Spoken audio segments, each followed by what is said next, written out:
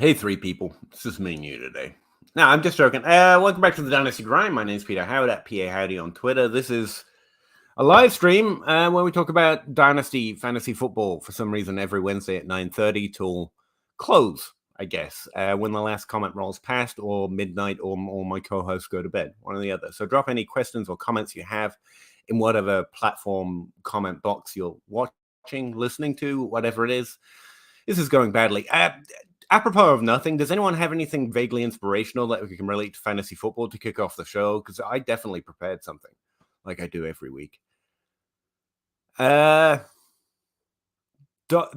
Williams. Yeah, Don Williams, big man.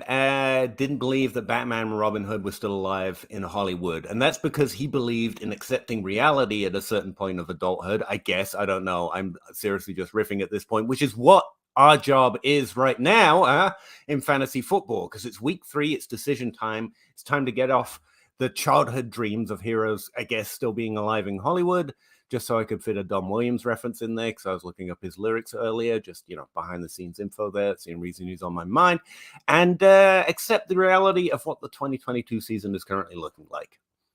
There you go. That's above my standard. Okay, that's pretty good. That's above average. That's the type of content you get round here.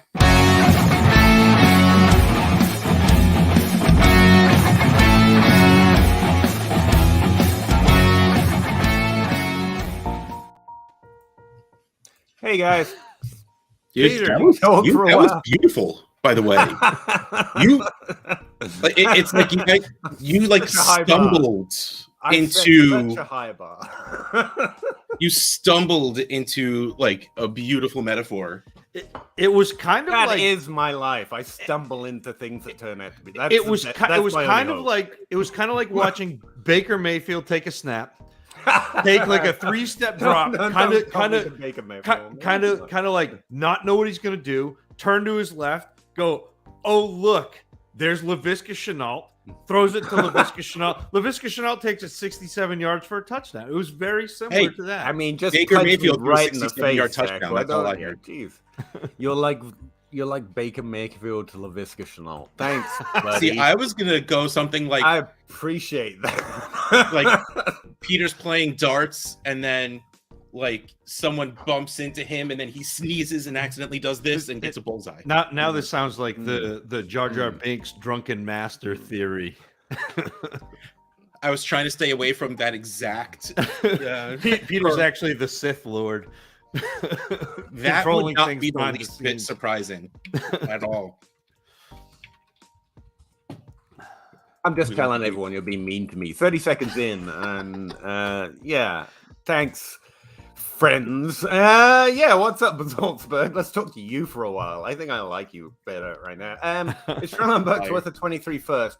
Saltsburg, like, did they DM you before we went live or something like that? We're really going to hit Pete hard right off the top of the show. So what I want you to drop in the comment. I don't know, man. I'll tell you the same thing I wrote up in my Target Share article this week. I am clutching my rookie profile to myself very tightly at night and quietly crying into my pillow. Thanks for asking. That's where I'm at on Treylon Perks, just quietly sobbing. It's not looking good. It's not a good look that Kyle Phillips is out and you regress. You get less and you do less with what you get. He's a rookie. I'm giving him to week 8 till I hit the panic button, because that's the sucky part about rookie picks. No one will tell you. If you draft them, buckle the fuck up, man. And that's the thing. If you spend the pick, most of them don't go off like London and Garrett Wilson has already. Most of them kick off better into the second half of the season, and by then it's definitely too late. If they're not doing stuff, you're just looking like a loser. And that's where we're at with Treylon Perks. I drafted him. I got him a bunch of places. I got a couple of trade offers on him this week. The studs that are, what was it, Hunter Renfrow, and a tight end whose name I don't remember and may not have read before.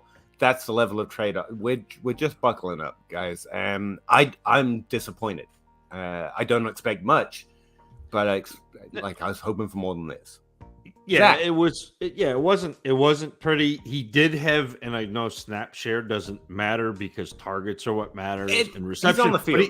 He had a very high snap share this week. He was literally 18 inches away from a touchdown, which would have like solved some of your issues. But no, he doesn't look like Garrett Wilson. He doesn't look like Drake London right now. But I do think he is a good player, and I think that we're still – I mean, Tennessee hasn't figured out what they're doing with their offense yet. Do we care what they look like with Ryan Tannehill? Because we know that's not the answer in a couple of games. We kind of do. I mean, this is the whole CD Lamb thing. Like, I mean, if you come from where I come from, Russ, you got to ride with what I don't know. Like, I think CD Lamb should be able to do fine with Group of Rush. I'm not talking Stefan Diggs. And that's the thing, he did. Like, a good player should at least be able to call up the targets and say, look, there's the volume. It's just variance. Imagine if but he's also a rookie. Drop that touchdown. Yeah, exactly. Exactly. And then but at least you've got the volume. He's got like 20 expected points per game. Like, average plays, a player gets 20 points per game on the volume he's getting, which is easily top 12 level. And so you just hope that efficiency does variance comes back into play. With Treylon Perks, he's getting 7.8 expected points per game. Again, he's a rookie. I don't have 20 points per game expectations for him. But I would like to see more than a 15% target share on the season by the end of the season.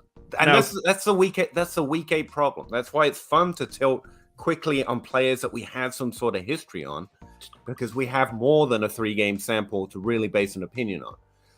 We don't with rookies, and so you just kind of lumber. Oh, that's the best I've got. If you've got something, no. But to Saltsburg's question, I would rather have the first right now because, again, like there's a chance that Treylon Perks by week 8 has no value. And if you can get a first for him now, great. Don't spend a first to go get him now, because you'll be able to get him for a first even if he does well. So why don't we wait until you see him do well before we're ready to spend that first? And he might do well, and then you'd have to spend a little bit more. I mean, whatever. First and the second, have it. I'm team. Pay the wait and see tax. Yeah, but you're right. I completely agree. I know I defend players I like. Sorry. I defend players I like to no ends because I like them and I want them to keep doing well, in which case I'm not at all worried about Treylon Perks because it's supposed to take like 8 games before rookies kick in. But that's a different question. Like I'm not worried about him on teams where I roster him, but I'm not actively trying to go get him and pay a first to acquire him right now. Like I spent my first to get him. So now I'll wait and see what happens with that. But I'm not going to go spend if he hasn't done anything in his first 3 games, I'm not going to spend a first to hope that I see him do something at this point. Yeah, he's a hold. It's part of what locks you in. It's like increasingly I've become the guy who'd rather slide towards what happens most often, even with rookie evaluation, because I want to give up on rookies after the first. Quicker is better. It's the best edge I'm finding right now for myself in fantasy football, and where I don't really have a talent evaluation portion anymore of my process.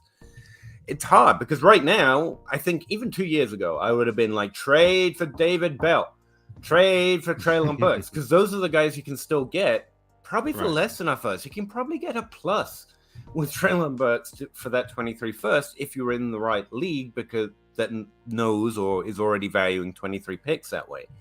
And the upside is there. But more times out of 10 so far through 3 weeks of evidence, and we're waiting for 8 before I'll move them off the hold list to a panic list, you lose on that bet. And I just increasingly slide towards what happens most often.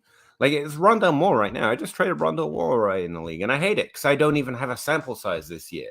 But we're now 1 year, 3 games in, and more times than not, player agnostic, that doesn't come back to being Robert Woods. You know, it's mitigating failure. It's doing what works most of the time, and not being upset or understanding that you could be upset because this could be the outlier. But if you make that bet more often, you're going to be right more often, which is what makes your team better. Yep, that's why I play fantasy more. Increasingly, I've developed into this rut, or at least this groove of the last few years, realizing that I'm playing with people. There is no more edge, and I'm not saying in my league so much, but I think broadly there isn't a lot of edge to paying attention to Roto World. There's not a lot of edge to paying attention to Matthew. Like we're all doing it. Like that, at least during the season, there are so many good content creators right now. Yeah. Maybe not on TikTok. There's maybe one or two that are even worth their salt. But outside of that, like almost everyone's getting the best information. What was that shade about? Did I miss something? Have you heard TikTok fantasy football videos? Like you've got Connor that DLF just hired. He's pretty good. He knows his stuff. Akash has got some, but most of them are like, I think Baker Mayfield is a sell high, and I think Patrick Mahomes is a buy low. Like that's the level of TikTok content we're talking on fantasy football. Well, I'm about to go. The second I say I'm going to bed, I'm going yards to per carry is a great football stat. TikTok. Yeah, that's I literally yards per carry is a popular stat. Last time I checked it out. Just skip that. Go scroll through Chef Adam Libby. No, check out Connor. Be happy. Been on the show. He's a good friend of ours. Just hire him. Oh no, yeah. He actually has a good TikTok account. But Akash too. But anyway, where was I before I started throwing shades at different platforms? Yeah. It sucks to pay the weight and teeth tax on a player that you liked before the draft. Like, I'm really high on David Bell. He's doing nothing, so I don't trade for him. Then he starts picking up some of what we thought he could put down, and I have to go pay weight when I could trade for him right now at the same or even a lower price in some leagues because he's done literally nothing. So it sucks, but like, it's the best I got. It's not just I don't want to tell you to do things differently. I don't want to do things different than that anymore because you run your team into a situation where you're trying to build but with no value, and it's an actual difficult process to do that in Dynasty. I've tried out in a few. My trade AX team is not just trash because it's trash. It's because I kind of ran for only trade for your projection, see what happens. And you run yourself into a place where you have no value to try to build. And you've traded away your draft picks for the next 2 years because you're allowed to do that while you're paying for your own projection. And trying to build my way back out of that has been rough. So yeah, that's why I don't play that way, or even though it makes a lot of sense. All the upside is there. It's like Gabe Davis week 1. Everyone got that juicy upside. Just no one to take advantage of it, I guess, is the other lesson. But sorry, that question shouldn't have taken that long. But I'm tilting hard of my David Bell and Treylon Perks shares. Just holding. Wait, before we move on, Chris Olave or a mid-23 first? I think Olave's borderline at the moment after the last 2 weeks. I mean, he's not quite in the Wilson London category, but so last week he had like the most air yards ever in a game in the history of air yards, and didn't connect. And then this past week he got 13 more targets, caught 9 of them for 147 yards. Like, he seems like he is developing into a player. Like, I think that's probably right on the level for Olave. The real question around him, I think, as from a rookie profile, was Wilson Olave, right? And Wilson, so like, there's very little question. Like, he should be able to. I do think that offense will settle down once Kamara settles down. Like, I honestly think that's the at least second option in that offense still. And then we'll get to see the balance. That's why it's been such a weird game. He had 7 targets and only caught 2 balls this past week. Like, speaking as somebody who started him in the Scott Fish Bowl and was very disappointed. Yep. He missed week 2, and then you've got that weird ass. That's what I mean. I think that's why Michael Thomas is up 1 week and Jarvis Landry is on 1 week. Chris Olave is just been developing. He's definitely equal to a first, random, mid next year. But we're gonna see the true, should we say, of the 2022 season once Kamara finds his groove. Right. But yeah, it's more than enough to say he's above Treylon Perks in terms of value right now for sure. Kid Coop can't seem to move Jeff Wilson. I know the feeling. It's been the only decent waiver pickup, so I'm trying to trade him away. But yeah, I don't think there's much value in him. I can't get a second. I can't package him up for a second. So yeah, unless you need the points. I mean, can you package him with another player to move, especially for a team that's contending? If you can get a second, scoring points, yeah, I would try. But so far, I've been successful. But that's the move. You're trying to package him for something that it's worth for a contending team to spend a second on. And right. I've tried a 24 second for Penny, for Jeff Wilson, for all these running backs. You can start a running back too. No one's interested in this yet. Using Wilson as a way to get trades done that I don't care that I'm giving something extra in. Yeah. Oh, okay. Yeah, that's fair. Yeah. Recently, I started blowing up one of my teams because I finally got my first round pick back, and I was trying to trade for Trevor Lawrence because I'm smart like that. And the guy didn't want to let go of him. So I'm like, all right, you don't have your first. So while you do want to stay young, you still want to score some points. So I'm going to give you the majority of the value of this trade in youth, in stuff that you will want for the future. But I'm going to give you Darrell Henderson and Jeff Wilson and one other crap wide receiver who's catching getting 9 points a game. Shove that in your lineup so that person doesn't get a better pick.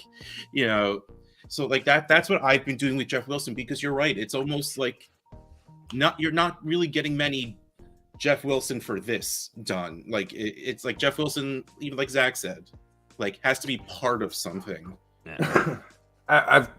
Is this a conversation you're having with the other person? You're literally typing out, put them in your lineup, specific one, explaining it? Because it was a really weird offer to throw over. So I'm like, That's the thing. You throw someone Jeff Wilson, they feel like you're trying to get one over. So it almost requires a relationship. Say, hey, it's not. I know he's not, but he's got 9 points a game. He's something. You almost have to be able to talk to him. Yeah. I was just wondering. Jeff Wilson is a dish best served cold. If you have a vindictive league mate, that's the one to target with Jeff. Maybe not. Yeah, he's difficult. It's a function. It's actually part of the 2022 season, right? There's not a lot of Elijah Mitchell even on the waiver wire. There's not a lot of great pickups that might have future value or even top 12 performance. Mac Hollins. The wide receivers are popping off. Even last week, everyone would. A lot of wide receivers Justin Jefferson underperformed by 10 fantasy points last week on his volume. What the frick? But at the same time, you had a whole bunch of others come up. The wide receiver position's popping off even when it disappoints. Running back is better, but still disappointing. And the running back twos aren't as attractive for their future, especially in a year where we're looking directly at a decent rookie draft class. But yeah, I think Dynasty has and Zach got the best idea here, Coop. You're trying to add him to something to get some value. And you just got to be honest with yourself. He should be worth just whatever you can get this year for that type of player. It's the best you can get. Don't be proud on it. Or I could get a second last year. Yeah, not so much this year. Also, would you trade Bateman and Mike Williams for Lamb? Yes, I would have done that last week. This week, I don't think you get it. Or is this hey, look, he's still good, you should buy him kind of thing for people? No. But no, I mean, that's not what it is, but I have a feeling that's what people will try and write this. No, you're right. And if they do, yeah, cool, thanks. That's what I was trying to say, but you said it better 2 weeks ago. It's if you believe in the volume is going to lead to points, yes. If you don't, then it's time to trade for Bateman, who's got future value, and Williams, who might have points against inconsistently this year. God, I hope they don't play Herbert.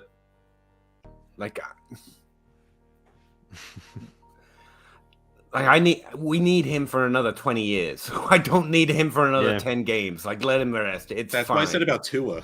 And I don't know why I feel that way, but the Chargers, this billion-dollar organization, needs him for 20 years. Like, why do you care about the next 10 games even when you need him for 20 years? Like, but whatever.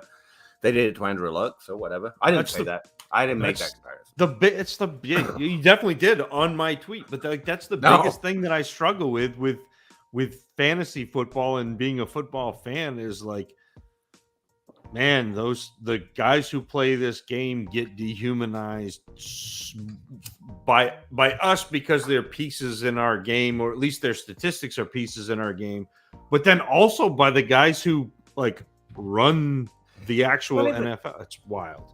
That's the part that frightens me, though. It's almost not it's past dehumanization because it's a monetarily stupid idea to play Herbert this year. If he needs it, just let him sit. It's a franchise-ending decision to ruin an Andrew Luck. Like, good luck. But short term, that quarterback that good. Short term, they're looking at so much about the short. Exactly. They're looking at it. We're paying him. He needs to play. So it's wild. It's wild. Like I am on board with you. Like I get that you want to see the Herbert play, but like I want to see him healthy. Like that man stubs a toe, just wrap him in bottle wrap. End the season. It's okay. We got another 10 years as long as we treat this guy right. Like screw it. And look at it from a holistic perspective. Suck. Draft a better offensive lineman with your nice draft pick. Yeah. Why the hell not? But that's not football, I guess. Anyway, the other part of this, I would say, kid, is I think the Bateman disappointment started this week. Even through the start of this season, while he's almost infinitely talented. I really do believe in the player. And through the first 3 weeks, that, again, I hate confirming priors because you're just looking for what you think.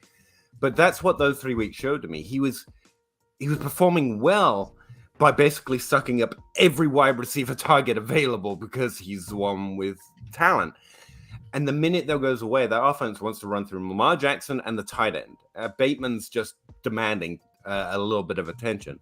But it always looked like it might swing this way on a week-to-week basis, and that's how he might be a top 36, not top 24 player. It could revert back next week. He is good. He could do the same thing he did for the first 2 weeks. But the reason I'm talking about all of this is I got a trade on Bateman, and it was for Rondell Moore and a 24 first, which I shouldn't really trade anymore on my first, but I was tempting. I offered it and then rejected it. I revoked it because I was like, that's a stupid offer. We haven't even seen Rondell Moore play. Bateman had equal, if not better, profile, and he's already done more. And a 24 first is 2 years away. And the guy sent it back to me and was like, you sure you don't want to do that? I was like, and then I got all nervous about Rondell Moore. What if he plays one game this year and is really good? And then I just accepted it. But and I think last week showed that despite definitely being good, that offense, like we saw with Marcus Brown, can limit his upside, especially his consistent upside. Yeah. And that might have just put some truth to the sky is falling narrative that I and others have been running around with. So Bateman's an interesting trade for Target right now. But if you can get this trade, I'd do it every time. Okay, so I'm going to take names out of what I'm about to say. The Patriots that they just played, according to MFL, are the third best against wide receivers. After that, 9, 6, 4, 24, 17, 8 bye week. 20, 21, 1, 26, 24, 29, 26. And when I said 17 amongst all of those like single digit numbers, that's the Buccaneers. So they're probably going to be better than that anyway. So they're just in for a rough stretch. Like if you want to buy Bateman, your window is about to just slam open. Yeah. Like if you don't get it this week, don't panic. Because I'm honestly serious. Talented player who's going to do really well in this situation. Top 36 is more likely than top 24. And so every week that goes by, I think those who can lose confidence because they have a process based on points or T-level or whatever, again, I start to wane on maybe he's not as good as he is. When we already know, just remember that he's good. And wait for the window in your league. Again, he's probably got more top 24 upside than top 12, which is why I would trade for Lamb if I could with him at any time. But yeah, anyway, sorry. I'm taking a really long time. I'm having a bad day, guys. Bad week, bad life so far. I'm enjoying. That's not true. You see, lying to me doesn't help. So yeah, I'm just enjoying talking to you all this week. It's nice stress relief. I apologize. I'll try and move quicker. Rush. Much better name. Oh. Much better name. What is fair when offering someone for their 23 first? I don't know at this point, but carry on. Back in a 12-team league, start 9. It is possibly the 101, but likely the top 4 pick. Every person's going to have a very different opinion, but when you're it's your league. Yeah. Some people won't even venture talking about it. Like, it's weird. It's also what roster is he on?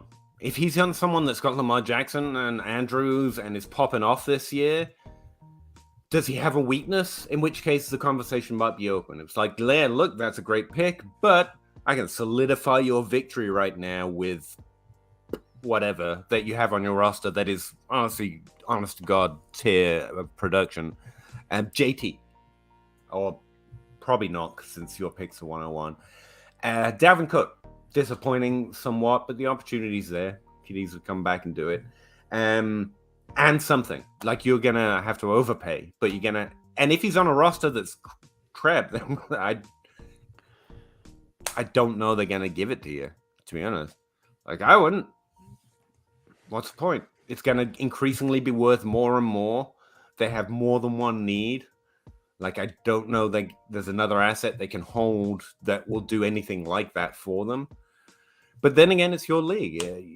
You're going to have an inkling on where their situation is and also what kind of trades get done in your league. If you just want like a straight up value number, what do you think on average? Can we throw anything out to give him a guide? Like, it's worth 3 firsts, right? It's a top tier asset at this point. Well, the 23, like the 101 and 23? Like a top 4 pick this year. That's how bad we've gone. Yeah, I mean, again, I would go look at whatever ADP you use or whatever ADP in general, if you know what your league mates use. So let's just say, for example, DLF's ADP for this month, and I'd go find Breece Hall and I'd start looking around Breece Hall because that, to me, is where your 23 firsts are. Okay, Breece Hall is currently the 12th overall drafted in DLF ADP. So you can send him Javonte Williams, you can send him Deebo Samuel, you can send him Cooper Kupp, Stefan Diggs. But I don't know. Well, so yeah. I don't know that I'm doing that. I mean, my team would have to be a complete non-contender for me to be sending one of those players for the first. And to be fair, in Rush's question, he's saying his pick is probably top 4. He's assuming so we can assume he's probably. That's it.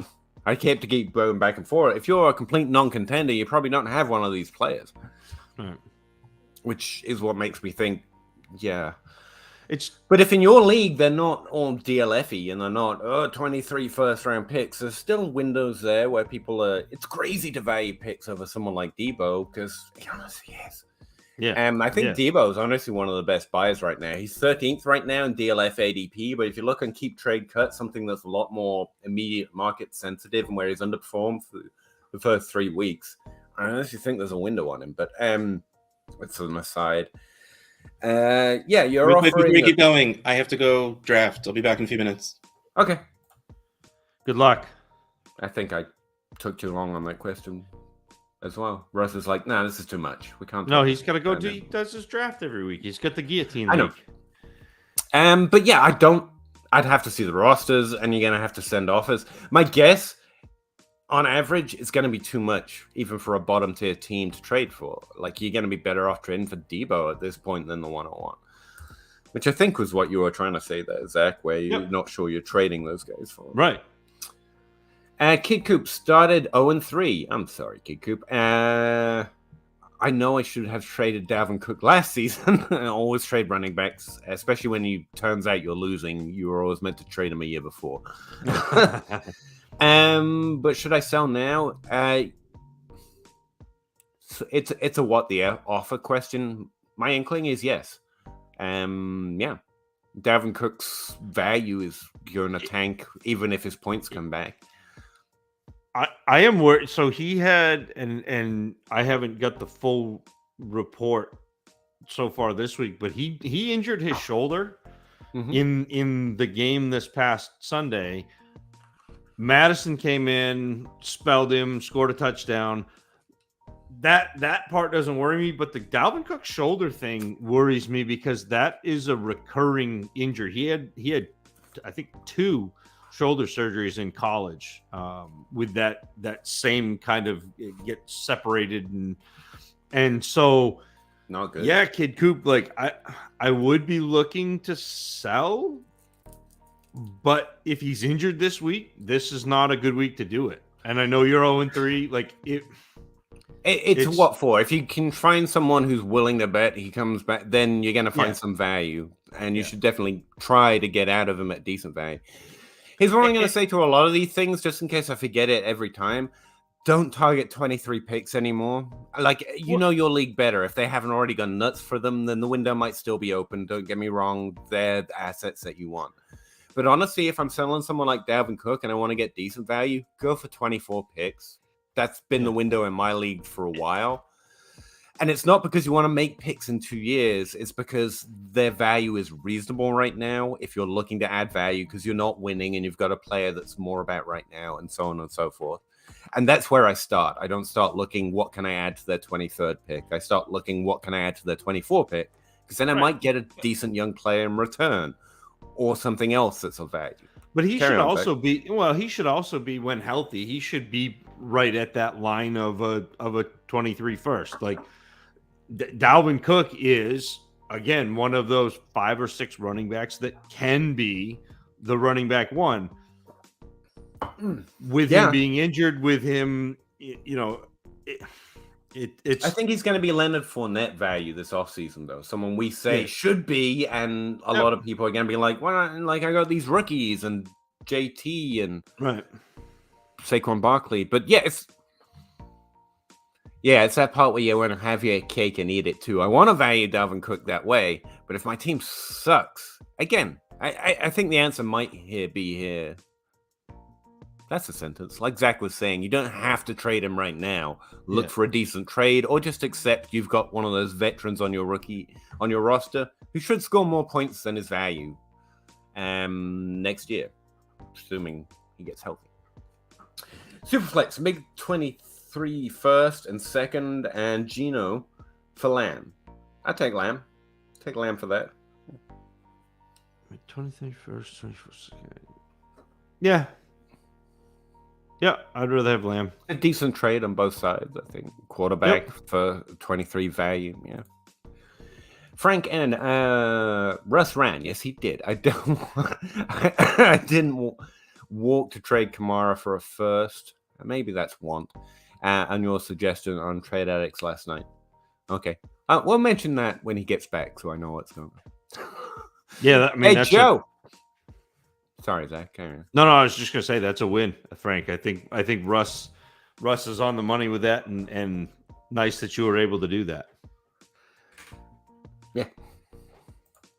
Hey, Joe. Pardon me. Paul Cicero, big Clemson wide receivers. Russ isn't here. I'll remind him. It's okay. Don Williams? No, it's Dan Williams, right? Oh, I'm getting mixed up with the football commentator. Yeah, Don Williams. Thank you. Appreciate it, Frank Stomper. I don't do names in any genre. That's as true as Dylan. Made a Dynasty trade today. Got DJ Moore, Jerry Jeudy, a 23 second and a 24 second, and gave Hollywood, Brown, Juju, Hubbard, 24 third. Thoughts? I want the Hollywood side, probably. I think so too. I'm worried about DJ Moore this year with Baker Mayfield, and long term if they like It looks rough. It looks like DJ Moore might, he's going to enter the Amari Cooper team old guy before he's old conversation. Yep. And look, Juju quietly had 8 targets again this past week. I know, but he did. If you talk about Juju, that's what I'm learning. But yeah. Michael, 12-team PPR Superflex. Which side here? CMC versus Zeke and a 23 first. That's just CMC and a first. That's the trade here. And I'd rather CMC in like 7 out of 10 situations. I mean, no, I'm going to go higher than that. Yeah, CMC in almost all situations. Because if Dalvin Cook can be that player, then CMC is that player to be someone that should be worth more than a first, but isn't. It has been weird usage to start the season. Like, that's not CMC-like, but it's better than most running backs, so I'll take it. And Zeke, I just wrote him up for one of my series. I forget which one now. Last week was good. It feels like we got a little bit more of the old Zeke back, but they still split the role, like 9 points to 12 points. And the week before that, it was 16 points to 9 points in Pollard's favor. I think it's just locked. I don't think Zeke's back. I don't think Zeke's coming back. Pollard looks so much more explosive than Zeke, too. Like, every time he touches it, it's like, there goes Pollard for 20 yards, and then Zeke comes in. It's like Zeke 6 yards off the left tackle, and it's like, okay. Like, and to be fair, I think that's a evaluation of comparison on the like. I don't think Pollard's that. No, I don't think he's. I don't relative think he's of the backs. I think it's Zeke. It's rough. Yeah. But that's me guessing at what you saw, so you should probably tell me to shut up when I do stuff like that. I know. I can say that's what I'm inkling from the overall volume. Like, it's a sell window on Zeke, so that's the other reason I kind of like that trade. Yeah. Bob Gilchrist, would you trade Allen and Mahomes for $450? Oh, you must have seen that, his daughter. I did. That was my most favorite number ever. She gets me.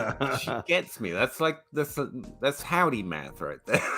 Like that. No, I wouldn't. I would trade it for one more video of your daughter, though. One more saying something that adorable. That was awesome.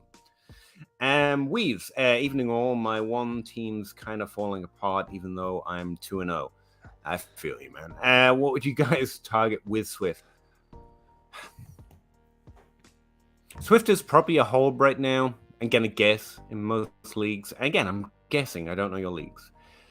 The value you want is probably more than what you're getting because he's injured. But what am I targeting with it? CD Lamb, Jalen Waddle. I want to switch positions and go top tier, underrated, even Debo maybe. Those are my thoughts. Zach. Sorry, I keep speaking before I give you a chance. No, that's fine. I like that. I think so. Weaves, if your teams are falling apart, are you saying that like you're being injured? So you've got Swift and you've got whoever else that is hurt, or you've fallen apart like you're 2-1, but you're 2-1 by the skin of your teeth, and it's if you look at your all play and you look at what you've actually scored, you're not doing well, because those are two different things. So like if you're falling apart, like you don't think you're competitive this year, I'm trying to trade Swift for those receivers. I'm trying to get Waddle. I'm trying to get Higgins. I'm trying to get a young, proven wide receiver that I think is going to be even like you could probably get Devontae Smith plus for Swift. And so like that at least, like that's the type of thing that I do with those running backs. Now, if you're looking to compete this year, still, I mean, I think Waddle's good either way. But if you're looking to compete and you need to get a running back, go see if you can get like Nick Chubb plus. I know it's a little bit down from Swift, but I think you can get you probably should get a first on top of Chubb to get to give Swift. You're still getting the points, but you can also move forward like that type of player. So that's what James Robinson. And so get James Robinson plus a first plus something that you like and do that, because I don't know if you probably didn't see my tweet thread this week, but like I've been really digging into when we know what we know about a year. And I think we know a lot more than we think we do right now. And certainly after next week. And so James Robinson being running back 3 right now after 3 weeks of the season, there's a real good chance that he is a top 12 running back at the end of this season. So again, Weaves, it depends on how your team is falling apart, how I approach that. But either way, I'm either going to go try to break Swift down for points plus, or I'm going to try to trade Swift for one of those young, proven wide receivers, which is how I tend to build my teams. It's a really good tweet thread, by the way. You should check it out. Quote tweeted it. There's a couple of really interesting facts in there. Paul Cicero, how do we feel about the Jets' receiving options with Zach Wilson coming back? Worse. Honestly, that's I feel worse. Like I was unsure about it all off season. I'm more than willing to admit that I'm wrong. I think I make that pretty clear. I'm looking for how I'm ranked as early as possible so I can correct.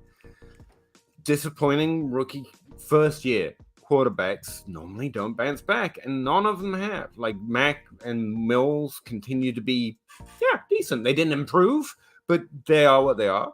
And Fields, as much as I hope for him, not even Fields can bounce back. And Zach Wilson was just god awful last year, and he continues to be god awful this year. Like Lawrence might be the one. Lawrence might be the one like rebound. Yeah, actually, and that's, to be fair, that's one that I highlighted because he was such a strong rookie profile. It was such an outlandish situation that I was like, I'm not buying, but I wouldn't be surprised if he's the one that. And so wrong. But I said positive things. Definitely wrong.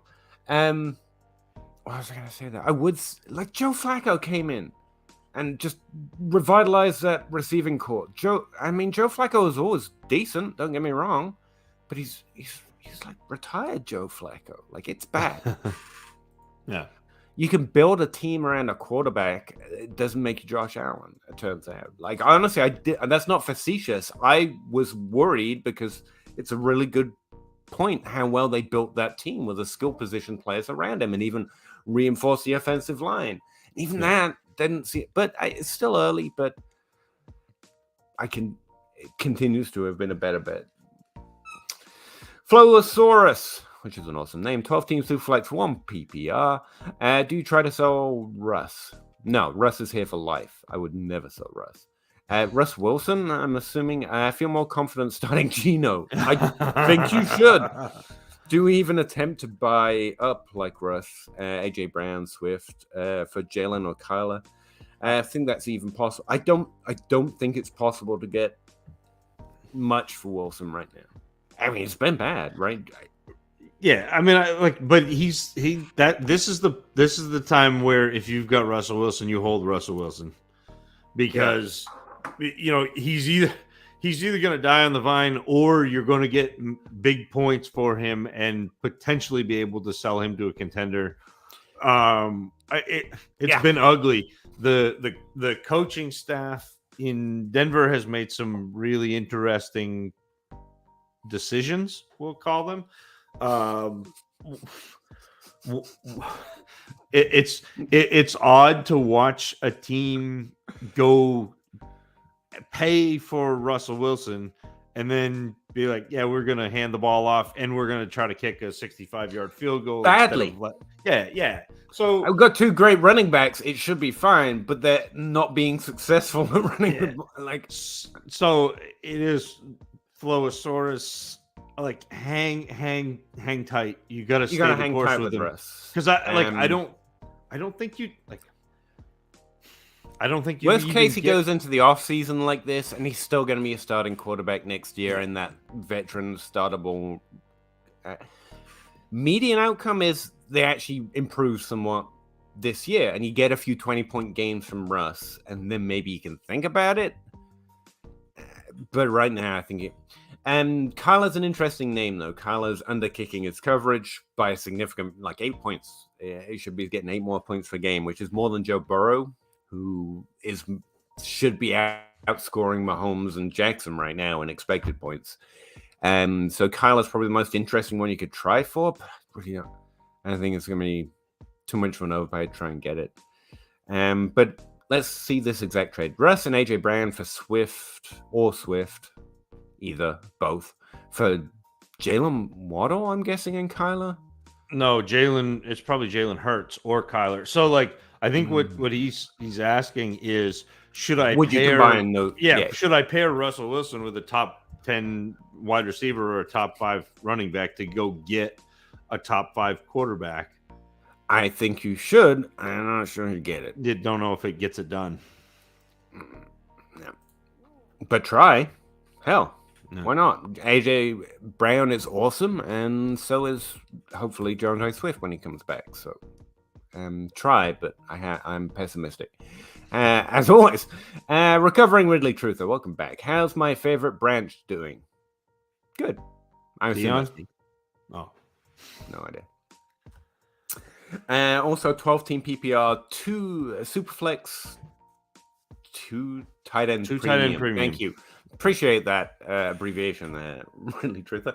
Don't care about the half point for a first down. First down? Okay. Yeah. Wide receiver or running back on a contender. Okay. J-Mo for Aaron Jones. No. J-Mo strongly. He has, doesn't matter, but he has the Sun Guard, Mark Andrews, Kelsey, Drake, Kareem Hunt, Monty, just overpaid for Pittman. All right. I mean, says you. Pittman's good. I like Pittman.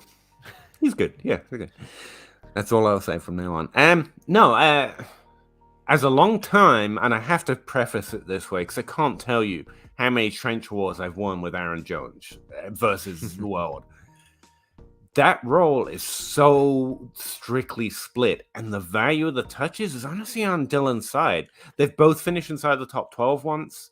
Both finished inside the top 24 once and top 36 once. But they have the exact same target share. Yeah. Dylan gets the rushing work inside the 20. Aaron Jones gets the targets, which you would think would put the value on Aaron Jones' side. But it's not, because of the way and the routine and the regularity with which Dylan's getting rushing work. He's got more points upside. So right now, I just don't want in. I don't want in on the Packers. There's no one left that I want to roster. Yeah, maybe Dubs at his preseason value. That's about it. I like the idea of trading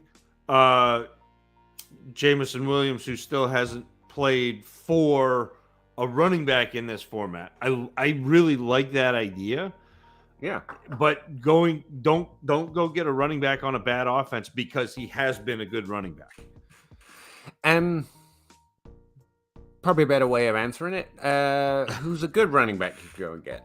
I mean, I mentioned James Robinson. You will probably get James Robinson plus for Jameson Williams. Jameis Robinson's a good one. Yep. And Breece Hall, is there still some questions? I mean, yeah, but I don't think you can get Hall. I don't think you can get Hall for Williams. I mean, that's the you're gonna have to be Cleo Herbert if you want points.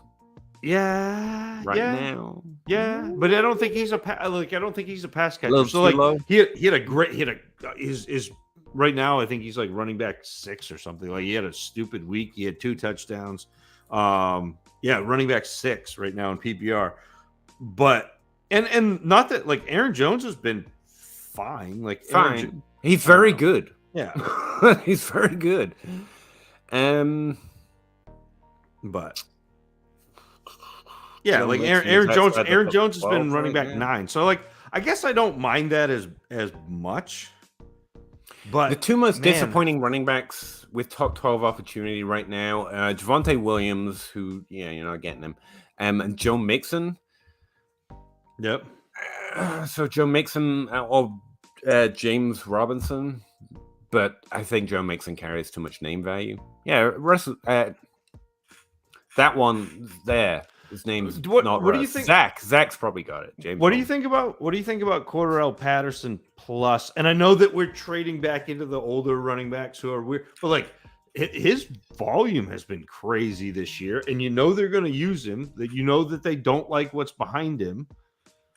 I was actually going to save him that one. I mentioned it on the Crossroads pod. Like, he's one of my favorite, if I'm looking for points, trade for him right now, because I don't think he's never carried dynasty value apart from the second round picks. We trade back and forth constantly for him when he first came into the league. Right. Anyone rostering him who doesn't need those points has got to recognize that he's not going to be worth a second round pick once the season ends. Yeah. Having said that, I've been rejected thoroughly for second round picks. And I'm like, all right, guys, but you know that value is disappearing. But if in your league the person doesn't want the points or recognizes that, like, yeah, it's Patterson is who I would target first with a plus. No. And that's why I would target him. No, it's I like that idea a lot, Zach. Thanks. What's it been? He's not ranking inside the top 12, but like he's much more of a rusher this year. And when I was talking to Matt Price, he was like, yeah, but he's not getting targets. I was like, that's what we didn't like about him last year. He was getting targets more than rushing attempts. Like, he can do both, I'm pretty sure. And the offense has asked him to do both in different years. Man, he is so much. He is so much fun with a head of steam. And he is in the top 12. I missed. Oh yeah, he's top 12 for 5, opportunity. Top 6 overall in points. Yeah, it's Patterson, and get a and I don't first thrown in. Yeah, I don't think you have to give up Jameson Williams to get Patterson, but I think you could get Patterson plus. So that's what makes him so tempting. But yeah, try one of those. Matt Boy. In a 10-team, 1 QB, 4 PPR, I'm a contender. I traded Chris Olave in a 23 first for Stefan Diggs. Solid. Did I make him? No, I don't think so. No, you didn't make a mistake. I know it hurts because you gave up Olave and you feel like that's he's good, but like 2 firsts for Diggs is still like that's a good get. Cards on the table. I don't think Chris Olave ever puts up 2 seasons like Stefan Diggs is going to do this year and next year. Yep. Like the value is on the Olave side. That's what you traded away to get him. But Diggs is, did great. He's the wide receiver 1 right now. Yeah, 101. Yeah. That's awesome. Yeah. And the other team got a good trade. That's the thing. They probably feel pretty good. You developed a trade relationship. It's awesome. And the cool thing about I don't know, Maddie, if you've watched Buffalo's offense this year, the cool thing about watching Buffalo's offense this year is still nobody can stop them. And it's literally just Josh Allen playing catch with Diggs. Like that's what the whole offense is. And then every now and then he's like, oh yeah, I got Gabe Davis. Oh yeah, I got Isaiah McKenzie. I guess I'll spread these touchdowns around. Yeah. Why not? But it's mostly Diggs. I mean, that's just that, and in that offense where they seem to be able to do whatever they want. Diggs is 30% of it. That's not just because he got 11 targets again this week. Yeah, yes, you did well. I think honestly that's the way I would think of it. You've given really good value for a player who's going to outscore Olave for his career over the next 2 years. Like Olave's great, but I don't. A contender, we want the points. Give me the points, baby. Let's win. Yes, sir. I think you did good. I understand the trepidation when you see Olave go off, but again, think about it. That means you thought you would be happier if Olave wasn't looking good. But honestly, the positive side of that is the other team got a good deal too. Yeah. And I know it's inclination to think, how can I, get one over on my league mates? But I have honestly found better luck when the other partner walks away, the trade partner walks away with something they're happy with as well. There's something to be said for having a good relationship. Yeah. Then if you hate the guy, you messed up. Stickman87. Generally speaking, at what point in the season would you expect the trade market to open up? Currently, even at 0-3, that's very league. Everything's very league specific, but honestly, every Tuesday, send out offers and you'll find out. That's honestly the way. And John Bosch, we've mentioned a lot. He's doing a regular trade thread. He's actually doing some regular content, so I can point to, and you should check it out. And he's doing this regular trade thread where he's saying, if I have these players on my roster, here's what their value mixing up that I would think would be good trades. And a lot of people are finding those I find them really useful just to get a sense of how to put together an offer. What could I go and look for? Now, you might not roster that player every time or those players that he lists, but it will give you a sense of what to go and do. And honestly, that's the way I would do it. In the leagues where I suck, every Tuesday, it's like work. I sit down, got to send out my offers. Most of them are rejected. Very few come back with counter offers. But every now and again, you might snag one. So it's not so much about the trade market opening up as are you sending offers, fairly decent offers, fairly regularly to your league mates. And the mistake I make is I'm trying to trade. I'm always trying to go in on what I think right now, trying to predict the future, which is a mistake, honestly, because oftentimes the best strategy is to send a decent offer. If you can't get a deal done, wait another week, see where the chips fall. Yeah. I always try and force it through, like it's going to happen this week or it's not, and that's not the best way. Just and the nice thing about sending those trade offers is, even if they don't get accepted, you get your league mates in the habit of thinking about trades. And if they're thinking about trades, even if you haven't made what could I do? Yeah, that's because oftentimes you see once that seal gets broken in your league, they'll be trade, and then capitalize on that. So we said it before jokingly, but it goes to that point. Like the best thing that can happen to a trade market in a league is to have Dynasty Outhouse in it.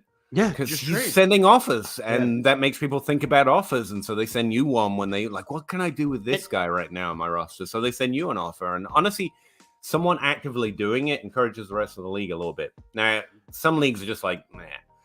And in which case, if you like trading, like Dynasty, find a different league. That's okay too. Everyone likes different fantasy. But that would be how I'd approach it to try and open it up. Go try to make a little trade. Send a 3rd round pick for Mac Hollins. Make a little trade. Like don't decent, but not crazy. Yeah, because once that starts happening, it's a snowball effect. It's people in your league start thinking about trading. When they start thinking about trading, they may make offers and so, but generally speaking, like in my leagues, like the players who are really good at this, I'm not necessarily saying that I'm one of them. I'm trying to be, but like J Mike started making moves last week, and like good moves. Like he went and got Amon-Ra St. Brown. He tried to trade Kamara to me for a first because he knows I'm a contender, but I was like, no, I see what you're doing there. Like, but this is the time when you start, whether you're a contender or not, this should be the time where you start. I think being a contender, starting this early gives you an advantage because I think we know more than we think we know about the league right now. So, yeah, and to your point, Stickman, I think you're asking when will the value be good to trade, and I think it's a little the antithesis of how we've decided to play Dynasty. It's like a buy and sell list.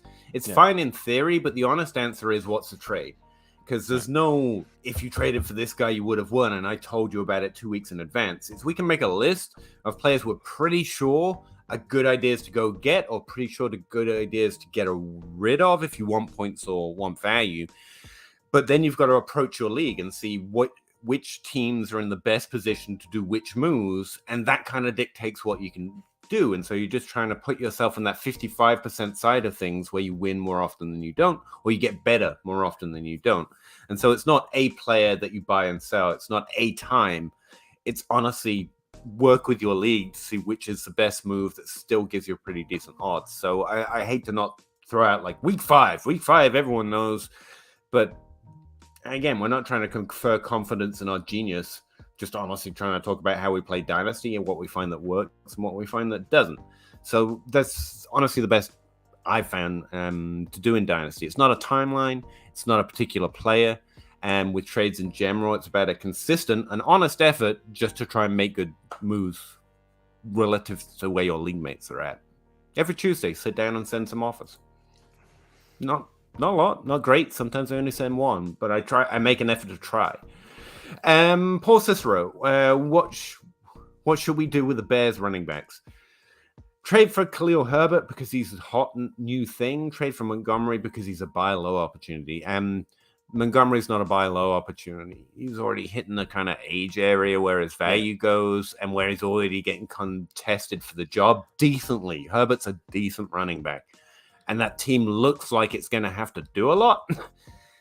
It's kind of a changing of the guard there for Montgomery. And Herbert's a small Band-Aid, pretty decent upside in the short term, but he doesn't carry first-round value because of the year it is, if you know what I mean.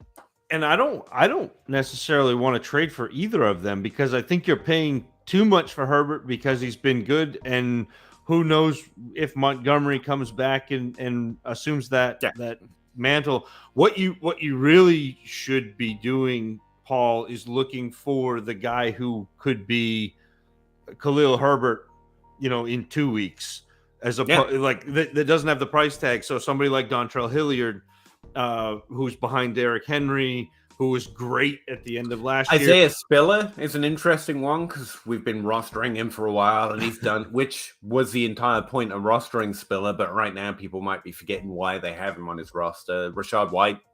Yeah, Matt Madison, Brian Robinson, again, because he was injured.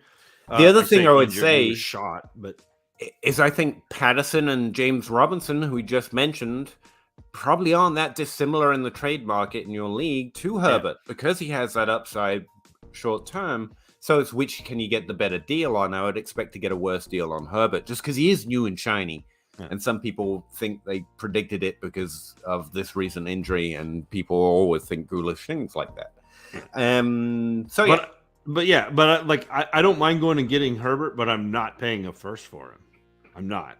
Exactly. That you're trying to trade for one of these running backs with not the first. You can pay first value, a player and a second, so on and so forth. But it's just if you're trading those first, you kind of want a lot.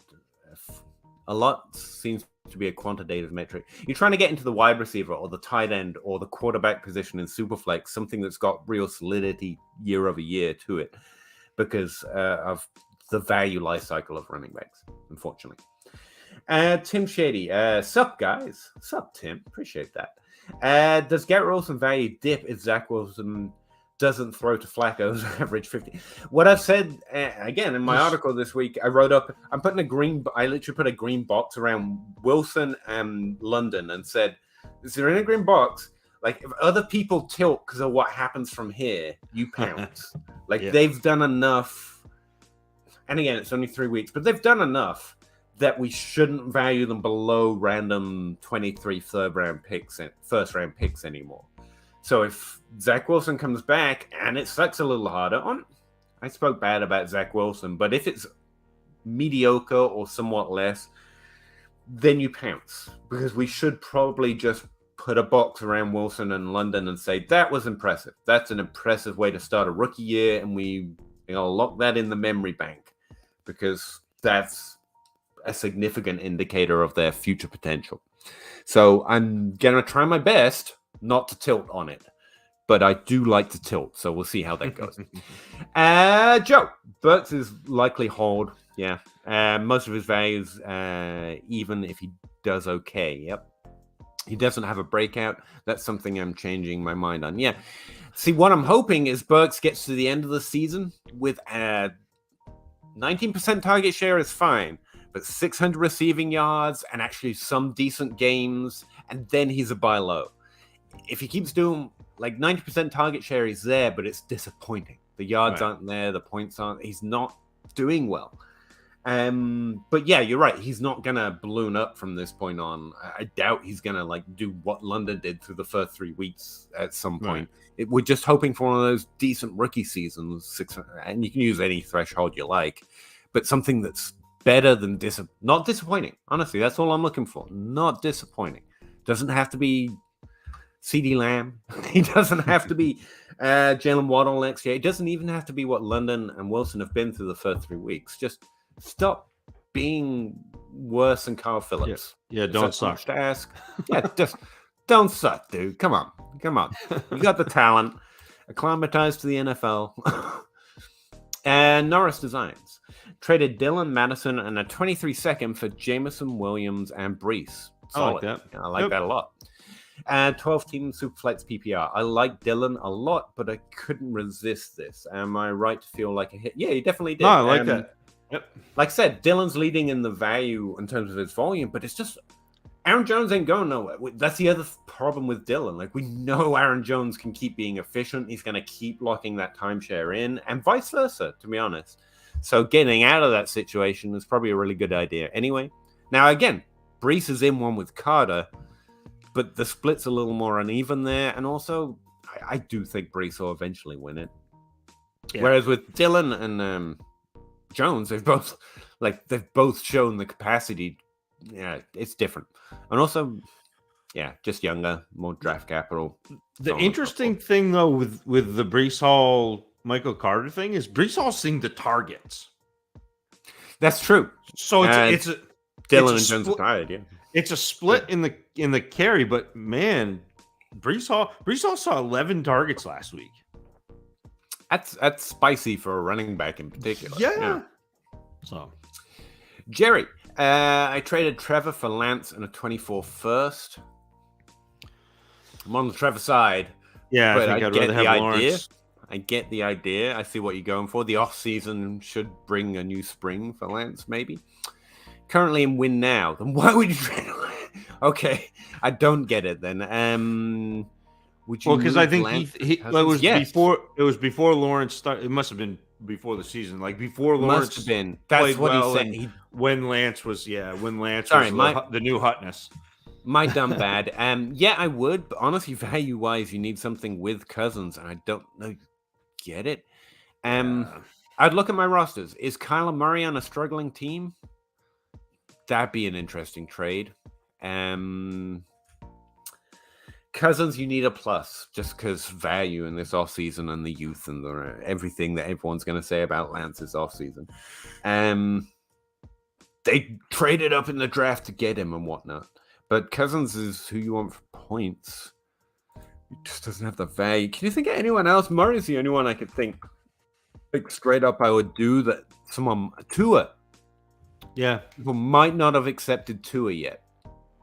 So Tua will be an interesting trade target too. But that's, you're not trying to go for points, obviously, but you're not trying to give up the value. And where no one's going to want to give you a first right now for Lance, I would approach it a different way. Try and get a plus in a tight end maybe. Or trade for one of these younger quarterbacks people might be disappointed or not have accepted yet. And for me, that's Tua and Murray. Bobby, short on assets. Me too, Bobby. Me and you, boy, against the world. We got this. Smart to move AJ Brown for DK in a first. Yes. If you're short on assets, you're looking for value. Yeah, that's solid. Good idea, too. Probably better one than I would have come up with because I love AJ Brown. FS Spaceman said, cowards. He's probably right. It's probably right, just generically. I'm just wondering what I did to encourage this attack. Michael made a trade today. Got Jay Williams. Going to have to get more specific with the Williamses. Pittman, Gabe Davis, DJ Moore, a 23-second for CD. That's a lot for CD. That's an awful lot for CD. CD, Mooney, AJ Dillon, Walker, and a first. Yeah, it's for CD. I'm on the CD side just because you're getting that first and CD Lamb. That's the side I'll land on. A lot depends on who. I'm assuming that's if it's Javonte, not Jameson, then that's a win for that side. Yeah, I'd rather have Javonte Williams and Pittman than I would CD Lamb and a first. I think there's more value there. Plus the rest of that, I think I'd rather have. That's kind of what it hinges on. Yeah, but it's pretty. I mean, like it's pretty close. It's an interesting trade. This is the kind of trade, Michael, that I like. I struggle making big trade. Like I don't want to make a trade where there are 5 or 6 assets on each side. I don't. I would rather break that down into a smaller, into a couple of trades. But I get it. To the point, I've seen big players do this. It happens. It's not like you shouldn't do this. But my personal approach is to reject it, simplify it down to what I actually want from that trade, and counter, or vice versa, depending on if I'm sending or receiving. Because too much is too much. Let's do smaller trades and really nail down what we want here. But it's a fine trade. Honestly, it feels fairly balanced. Yeah, there's got to be Jameson Williams, in which case I lean the CD side, but it's fine. Spaceman's calling us carrot for Rondell. I mean, like, I still got Rondell rostered. I tried to trade a first for Rondell Moore last year, and Peter was like, no. So. No, come at me. I have more than enough Andy Isabella and KJ Hamler and Kelvin Harmon. I have truthed my A off in this here format, and I just decided to win a little bit more often. So as much as I still like Rondell, I haven't seen anything yet that disproves that he's good. Don't get me wrong. But I've decided to side on caution wherever I can, because I can't keep filling my depth chart with wide receivers that should be good, because I only have so many roster spots. That's literally the reason at this point. I got Tutu Atwell, dude. Don't coward me. But you're right. I'm a complete coward. I always coward up. Word up to the cowards. Cherry is talking to Bobby. I get to move on. Inherited a roster, acquired AJ, Elijah Moore, Bateman, Ayuk, Mooney. It's solid. 23 first is the only first rounder I have until 25. I wouldn't panic too long. These players are good and young. Make moves when you can. You're right. You probably have to acquire more assets, but they're good and young. Ayuk's going to have more good games this year, and you might be able to get good trades on him. I got to believe Mooney's good based on what I've already seen him do in the league. The problem is, like the Bears need more to happen. Apart from AJ Brown, that's why it's a good idea to try and move him for DK in that first. Joe Flacco is basically in every half of football so far this year thrown more than the Bears have the entire year. So it's just ugly. Order 66, welcome back. Russ, do you still feel confident in Fields' future in his... I don't know. Russ left. He was like, nah, I'm done. Yeah, he was like, I see this coming. I'm out. I'm going to avoid these Justin Field questions. We'll ask him if we remember. KS, 12 teams, start 10, 1 QB. ETN, I'm assuming. Allen Robinson, or a 23 first and dubs. ETN's carrying way too much value these days. It's like I want more than dubs with that, but I want the first side. I'd take the first and dubs. I'm pretty solid on this. ETN's a backup running back right now, and he's a decent backup running back, but he shouldn't be worth drastically more than Herbert was last week, or Spiller and White are right now. And this is holding him up too high. I think Allen Robinson's decent. Don't get me wrong, but I took a lot of flack in that class when ETN was my running back 5. I'm sure you did. I would have given you flack for it, to be honest. I thought it was at least second. I thought he was second in that class. No, because you had Javonte Williams and Najee. So there's two that, so I'd have to check my ranks, but I'm pretty sure I wasn't that stupid. But yeah, carry on. but yeah, no, like he reminds me an awful lot of Ronald Jones. I mean, they're different, but similar, where they're players who need to be in space to be successful. Yes, ETN caught the ball a lot more than Ronald Jones did, especially in college, but he's not a natural catcher. He's fine. He's good. But I think the first is the best piece in that, and maybe Dubs becomes something. Who knows? He and Rodgers decided to do something this past week, and maybe if that continues to roll, then you've got something in Dubs too. So Russ isn't coming back, by the way. I see you've seen that already. I have. Yep. He's not feeling well, so he's not going to make it back.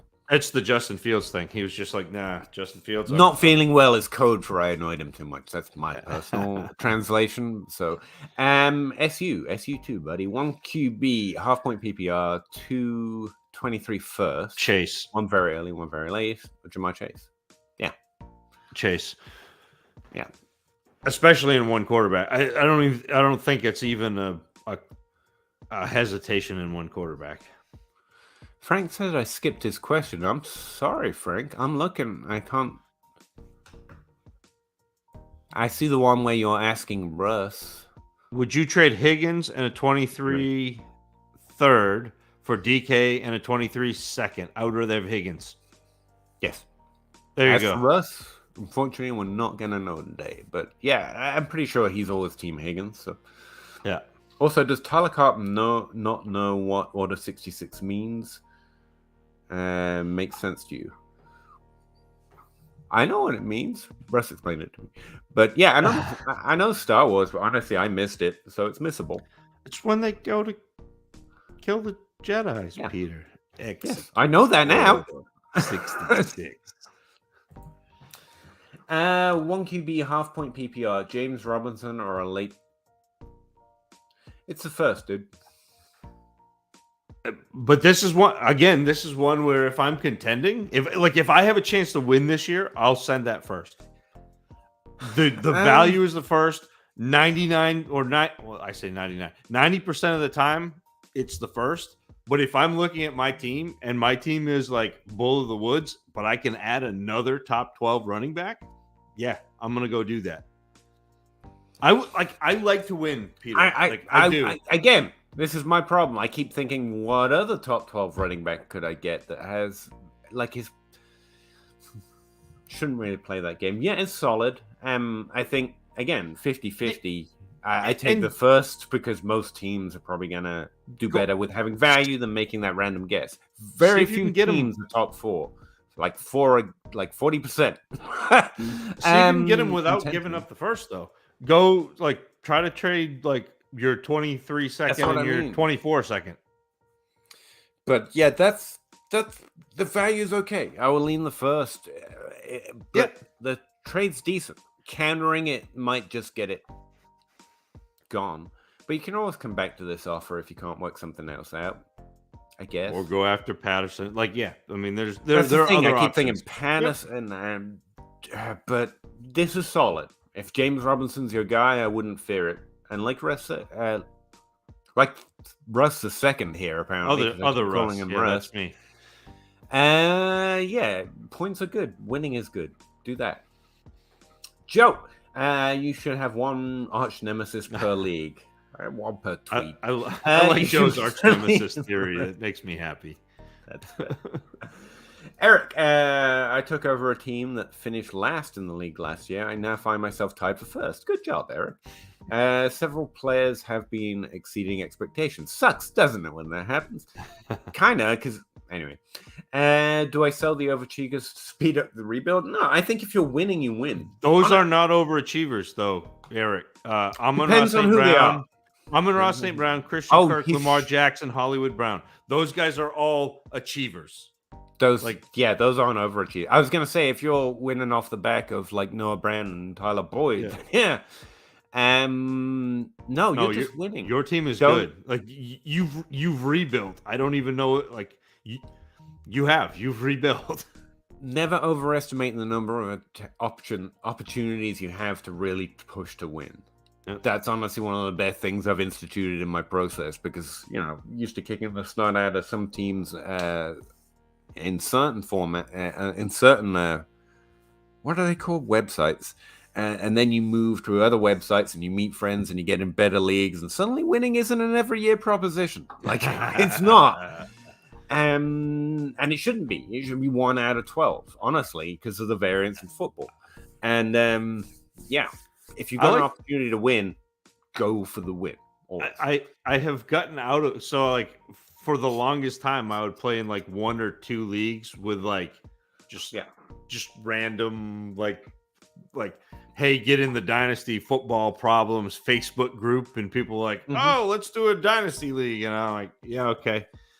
And so I don't have my assumed Tacit Assassin 13 identity there, so I'm just Zach. And so that's fun, but you're right. You start getting in no, when JJ had that Let's not talk about clients, but no, similar thing. Like, don't get me wrong, I'm in the Scott Fishbowl in the ECC, which is the European version of it, and I'm not top tier or nothing. I'm good. I'm decent. I'm okay. I'm never going to sell you I'm a top 12 Dynasty player. But I know what I'm about. I know what I'm doing, and I try to provide as much help and data so you can do better than me. But yeah, there are some leagues that you get in, and you're like, oh no. This is an every year proposition. Partly I had to cut down. Scott, Cam Russ still cook. Kevin, I think this is Kevin O'Brien. I found someone with the Kevin O'Brien Twitter with 0 followers and following 0 people, and he had that same picture. And I think Kevin O'Brien's back on Twitter and another account. It could just be someone with the same name or using his ad, but I think that's the Kevin engineer. Cam Russ still cook. I no. I think we talked about this a lot earlier. I think he can. Yeah, I don't think the talent went anywhere. Maybe he got sapped up by all those commercials he's doing. I have no idea. Yeah, he can still cook. I don't think it's a Lamar Miller problem where we expected more in a different offense, and then it turns out he was just the problem all along. I honestly don't. It's too accurate, too long, too consistent in it. But I think hoping for a top 12 quarterback season is quickly becoming out of the realm. The reason I suck in Scott Fishbowl is I drafted Russell Wilson. The ADP was accurate, and if you drafted him there, you're probably going to have a hard time making up for that pick. Like, he scored me 7 points the last 2 weeks. It's probably not going to be a top 12 season, if that's the question. I did. Next. That's my other problem, but he is outscoring Russ significantly. So is Marcus Mariota, who I also drafted. Scott McCoy. I might bench Russ for those two this week, just because. Scott McCoy. I need my record to reflect my actual team. You know what I mean? 3-0 does not describe it. Scott McCoy just traded Khalil Herbert in a 24th third for a 24th first. Also looking to sell Mixon. Who should I target? CeeDee Lamb, Jalen Waddle, Deebo Samuel. Those are the first three the names that roll off my head if you're not just looking for draft picks. And I have J-Rob, Barkley as my other running backs. You got thick running backs. You couldn't compete at all this year, Scott? I don't know, but if you're trading for them, Barkley is the highest. Like you need top tier value for Barkley. It's going to be 25. Well, I don't think he's trading Barkley. He's saying he has J-Rob and Barkley trying to sell Mixon. Should I target? I have. No, he says I have J-Rob and Barkley. Yeah, who should I target? He's selling Mixon to target another player. I know of the. You're right. Let me say that first. But of the three, Joe Mixon is the one that might be harder to trade right now. Definitely has the least value. He should finish in the top 12, but he's disappointed recently. Yeah. To that point, the 4 wide receivers I have pegged right now to maybe undervalued because they could very well finish in the top 12 based on that article season I'm doing is Cortland Sutton, Deebo Samuel, CeeDee Lamb, whose value just shot up, so probably not. Dark horse Brandon Cooks. And I would switch position and look for that level of upside. So that's the way I was doing it. That's the way I do it. If I'm looking for Cooks, I'm looking for an addition for Mixon. And the other 3, close as you can to even, will be perfectly fine with me. That's my best answer, I think. Or trade for Mark Andrews. Yeah, no, that's the way to go. But no, I like that answer, Peter. I do. I think that's like that tier of receivers that is still good, but has potential to be even better. And the volume right now says they should be, but we're 3 weeks. But I'm trying to be as early as I can. That's the whole point of the series. Joe Bateman is a perfect example of first-round wide receiver keeping his value after a rookie season. Maybe. He dropped quite. But it was an awful lot though, and then came back up after the Hollywood Brown trade. I think is a fairly rough description of his season as well, because he had Marcus Brown and a team that didn't really want to pass. But yeah, that's fair. That's fair. But if you have to do what Bateman did your rookie year to be that wide receiver, then you're going to be mixing up a lot of the good receivers with the ones who should have dropped. If you know what I mean? His performance wasn't that bad, and it compares to some of the big upside players. Not that he's going to do that. I think he's top 24 guy, if the offense changes. Joe, Burks' value will be fine unless he goes... See, that's what I mean. Like, if Burks does anything like, in any measurable way, what Bateman does this year, I'm feeling a lot better. Right now, he is doing significantly worse than Bateman did in his rookie season. So if Bateman was we have to value Burks as having terrible. You know what I mean? That's why but I agree with the logic here. Cypher. Spelled with a C. Running back position is now 1A, 1B. Most teams, yeah, sure. Future coming where teams will play both to most downs. AJ Jones, Dillon, Zeke, Pollard, Brees, Carter. I don't think you're wrong. I think that's becoming an increasingly common part of the NFL, much more so than, say, 20 or 30 years ago. But the other thing that I would point out right now is we're at the end of a 10-year cycle of running back talent. The 2017 class is still going strong, if you don't notice. Barkley and CMC are not in that timeshare. And there is a 10-year cycle, even in the current era, where committees like this exist primarily throughout the NFL.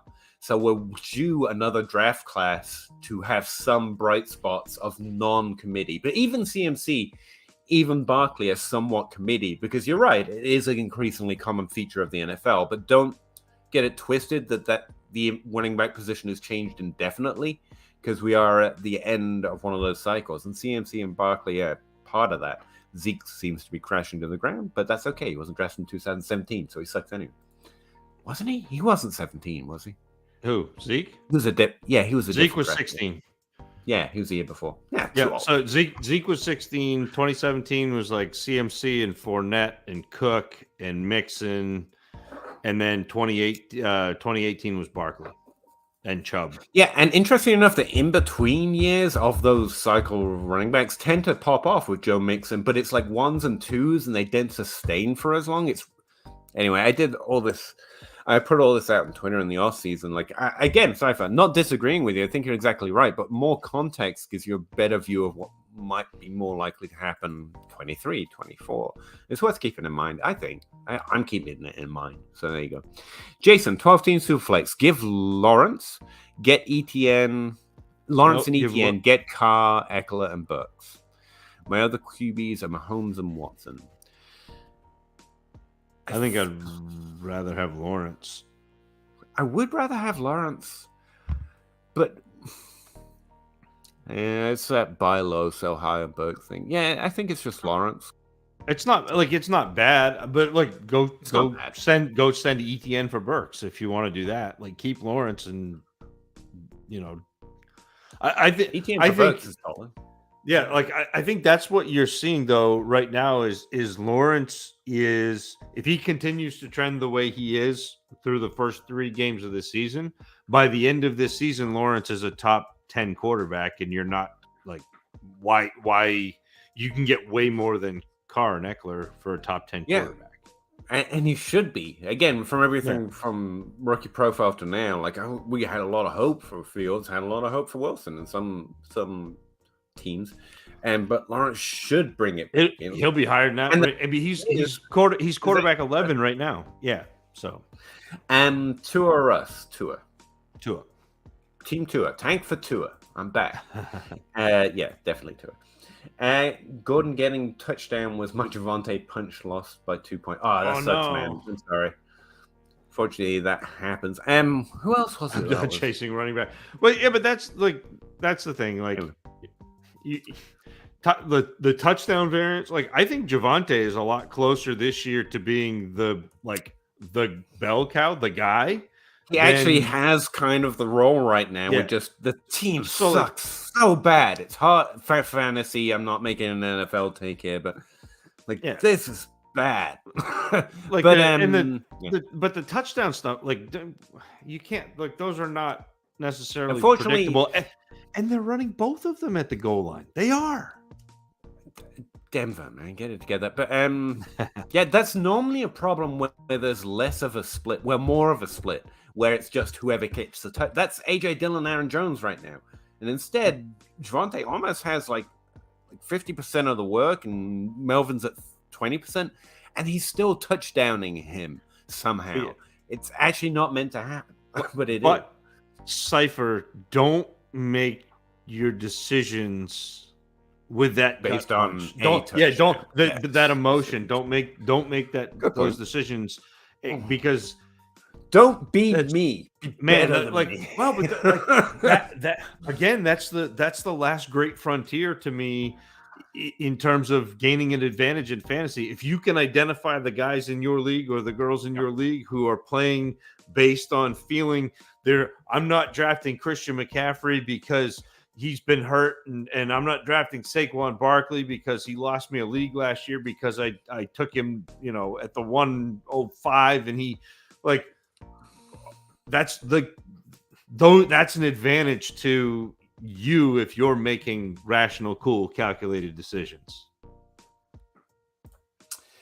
Patty wants to know what he could add or they could add to Dalvin and Madison to get CMC and Chuba, because straight up doesn't seem right and they don't want to send picks. I don't know which side you're on. It sounds to me like you have CMC and Chuba, in which case stop drafting your own handcuffs in this league. This is epidemic. But since this is a situation you find yourself in, I just want CMC and Chuba as well.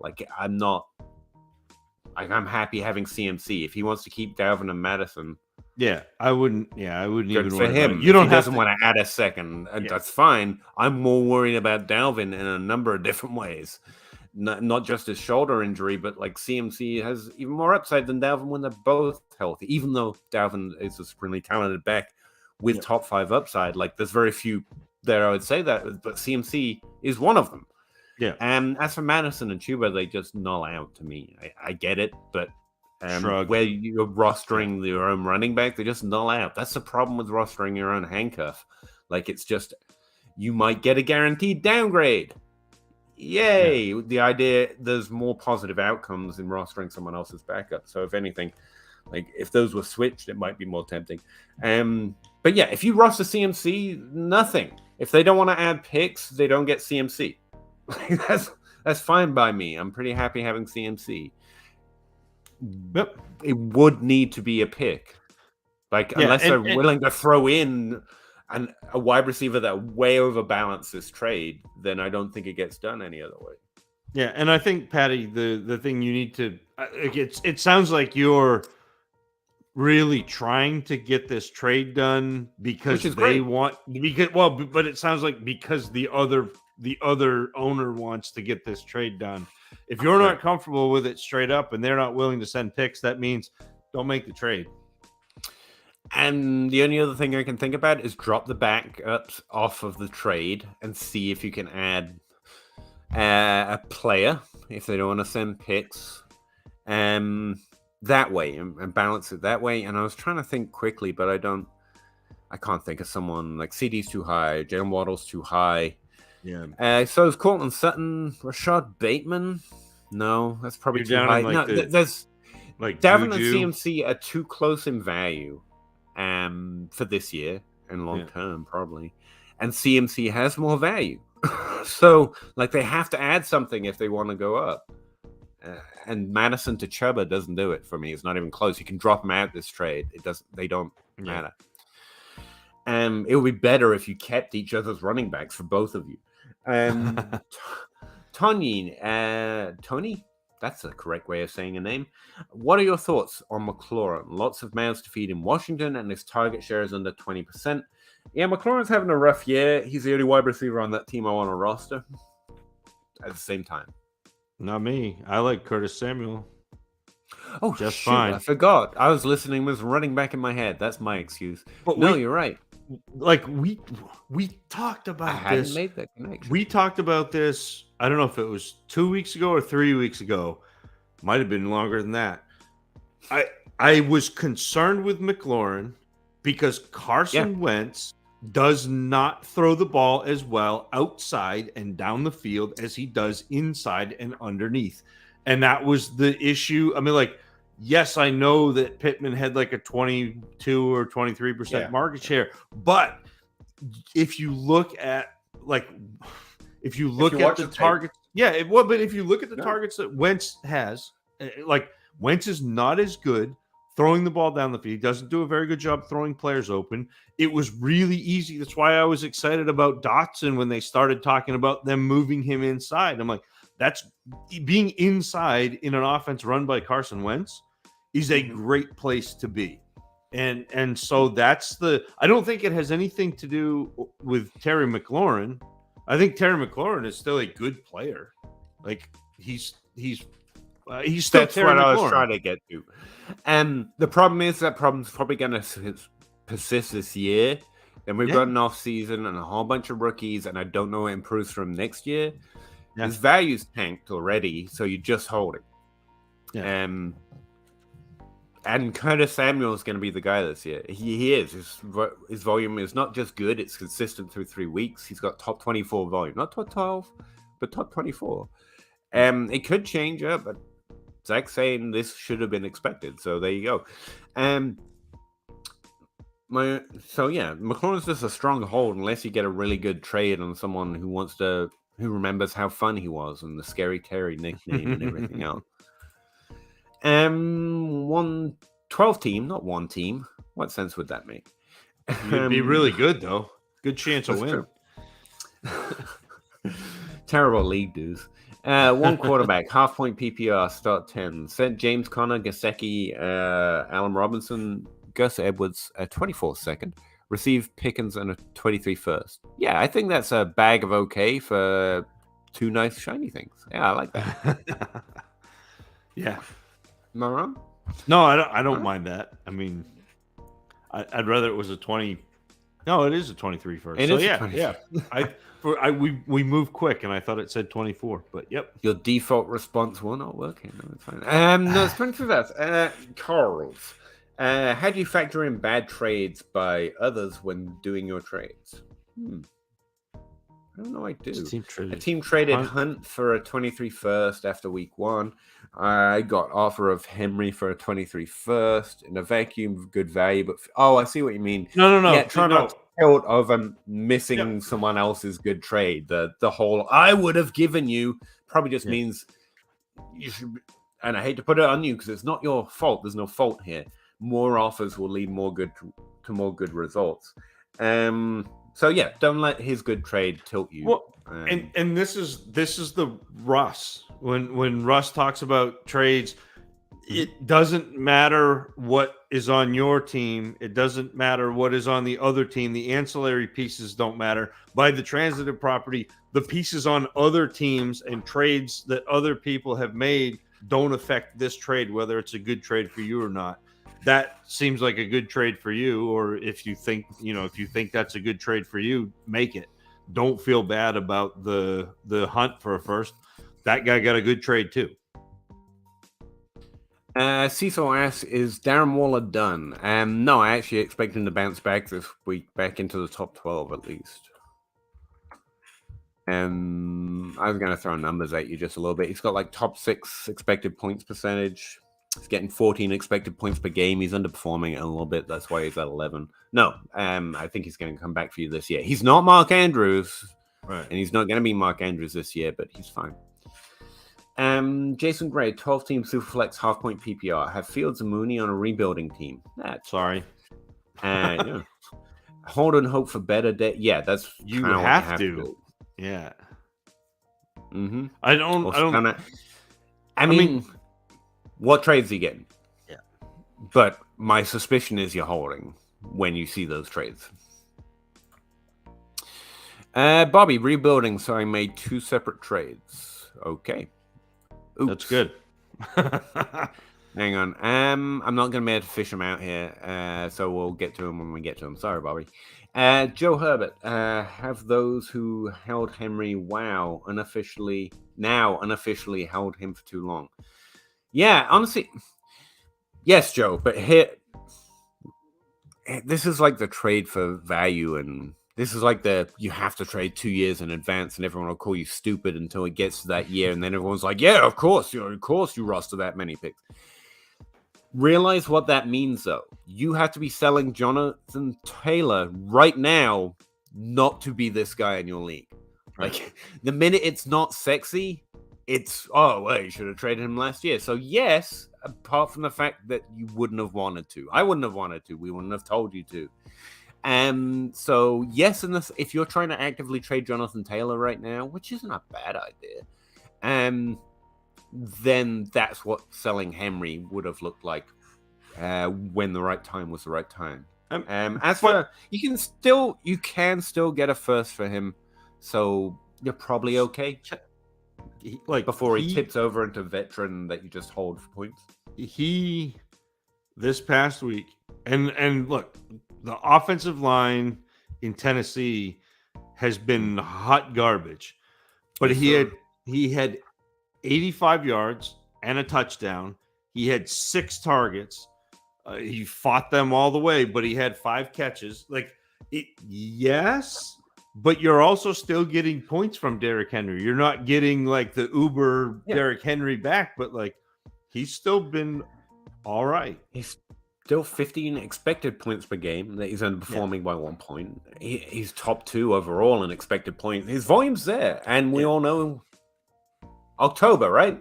Like, I wouldn't panic if you can't get decent value on him right now. There will always be opportunities on a running back who's healthy in season because he's going to put up points for that level of volume. Yeah.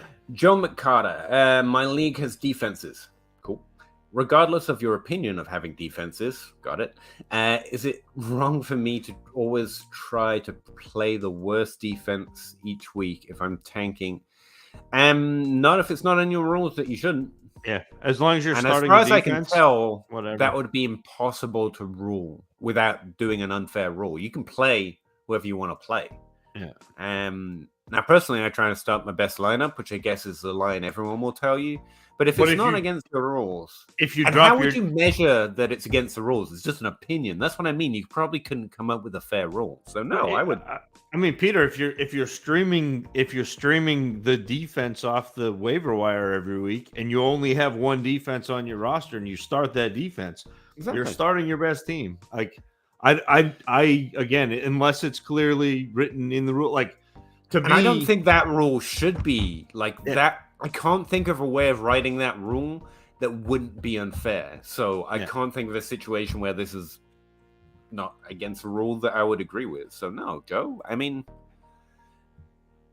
everyone hates the New England Patriots, but they won a lot. I'll tell you. I mean, it's okay to look for edges in your league.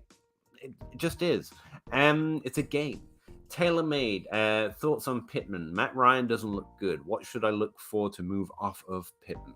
Don't move off of Pittman's solid. I don't think that's the thing. I don't think you're getting. I think as a whole. Yeah. I don't think you're getting something I would find more attractive in almost any situation. Pittman is good, and he is young, and he's on a fairly well-managed team, despite what I might have said. So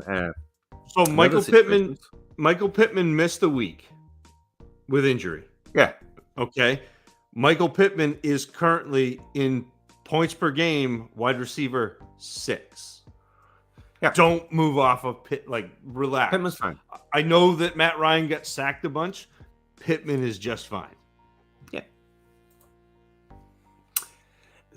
This is one of Bobby's trades. Sent Waller and Henry for Bateman and a 23 first. Yeah, I think that's decent. Waller is going to produce. Henry's going to produce, like we just talked about, but you're looking for value, so that's fine. Yeah, I don't mind that at all. Gavin, so I'm competing 6-0. Nice job. Second in points with a pretty young team. So I have Madison and Khalil Herbert. Flip these guys in season, or they're starting somewhere this time next year. Yeah, especially if. That's just not the way I think of players in general, especially not running backs who are good, who have worked themselves into opportunity, even if it's because of an injury. I think Madison and Herbert are proficient. And their value will drop if they move teams and get a job. They'll be James Conner bets, you know? Yeah. So I think if I'm trading them, I think now's probably the best window to trade them. Yeah. Yeah, especially he said he said he's competing. So you don't have to, but if you're looking for the best window, quote unquote, now's probably it. Right. But you could probably use the points, even if you're 6-0. I mean, since season isn't certain. I mean, trade him for points. Trade him for James Robinson. There you go. Oh my God, Julio died today. Oh, that sucks. I did not. Thanks for terrible news. Brendan, Gino in a late, presumably 23 third. It doesn't matter by the time you get to the third round, by the way, but I appreciate it. A third for a second. Is Gino worth the bump? Actually, I think that's pretty low for Gino, but yeah, I would. Yeah, it's fine. Gino's this 1 year thing. That's about but it is. I mean, it is low. Yeah, it's low for a starting quarterback. But yeah. But you get what you can get, right? When you're looking at value, Gino's not probably going to draft.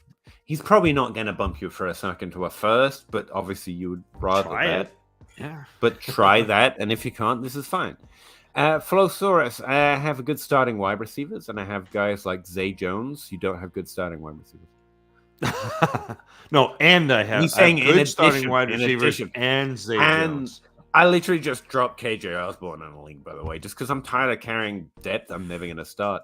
Doing nothing for me on a bench. I was in a mood.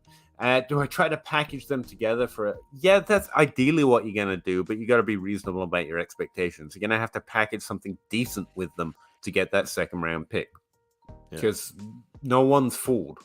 I wish it was 10 years ago too, but no one's fooled.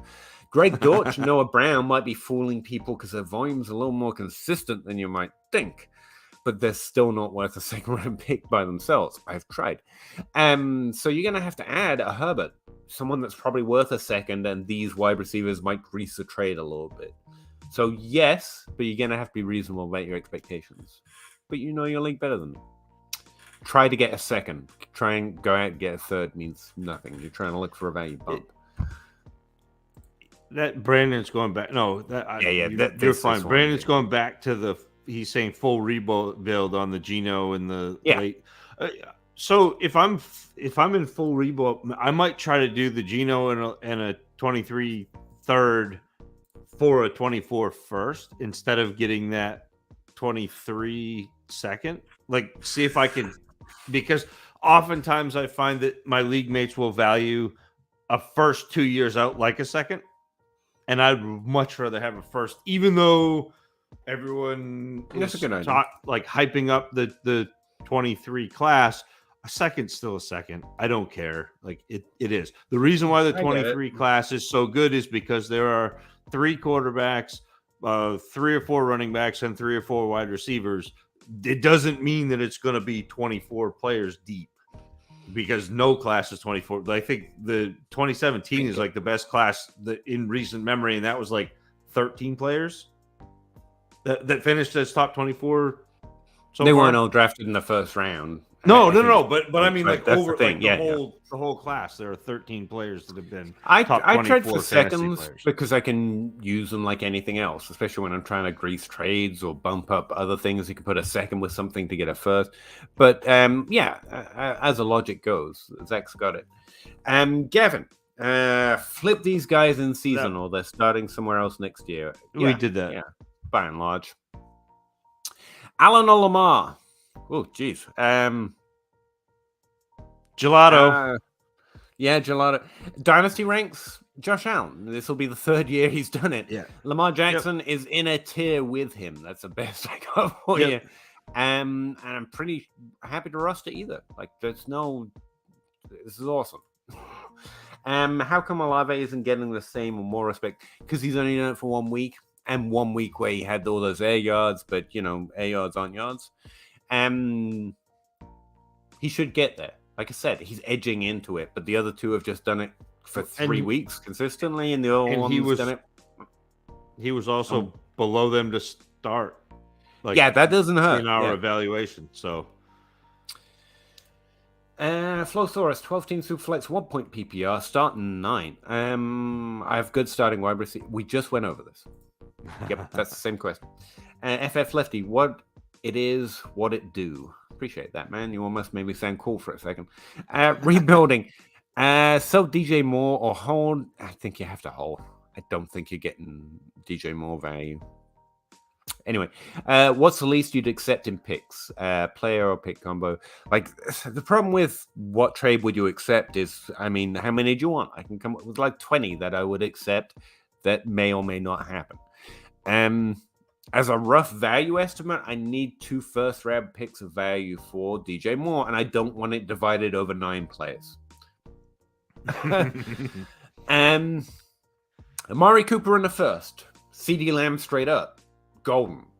Yeah, but I don't think you're getting that. Like, I don't for DJ Moore. Like, I know the metrics community has held on to DJ Moore so tightly, and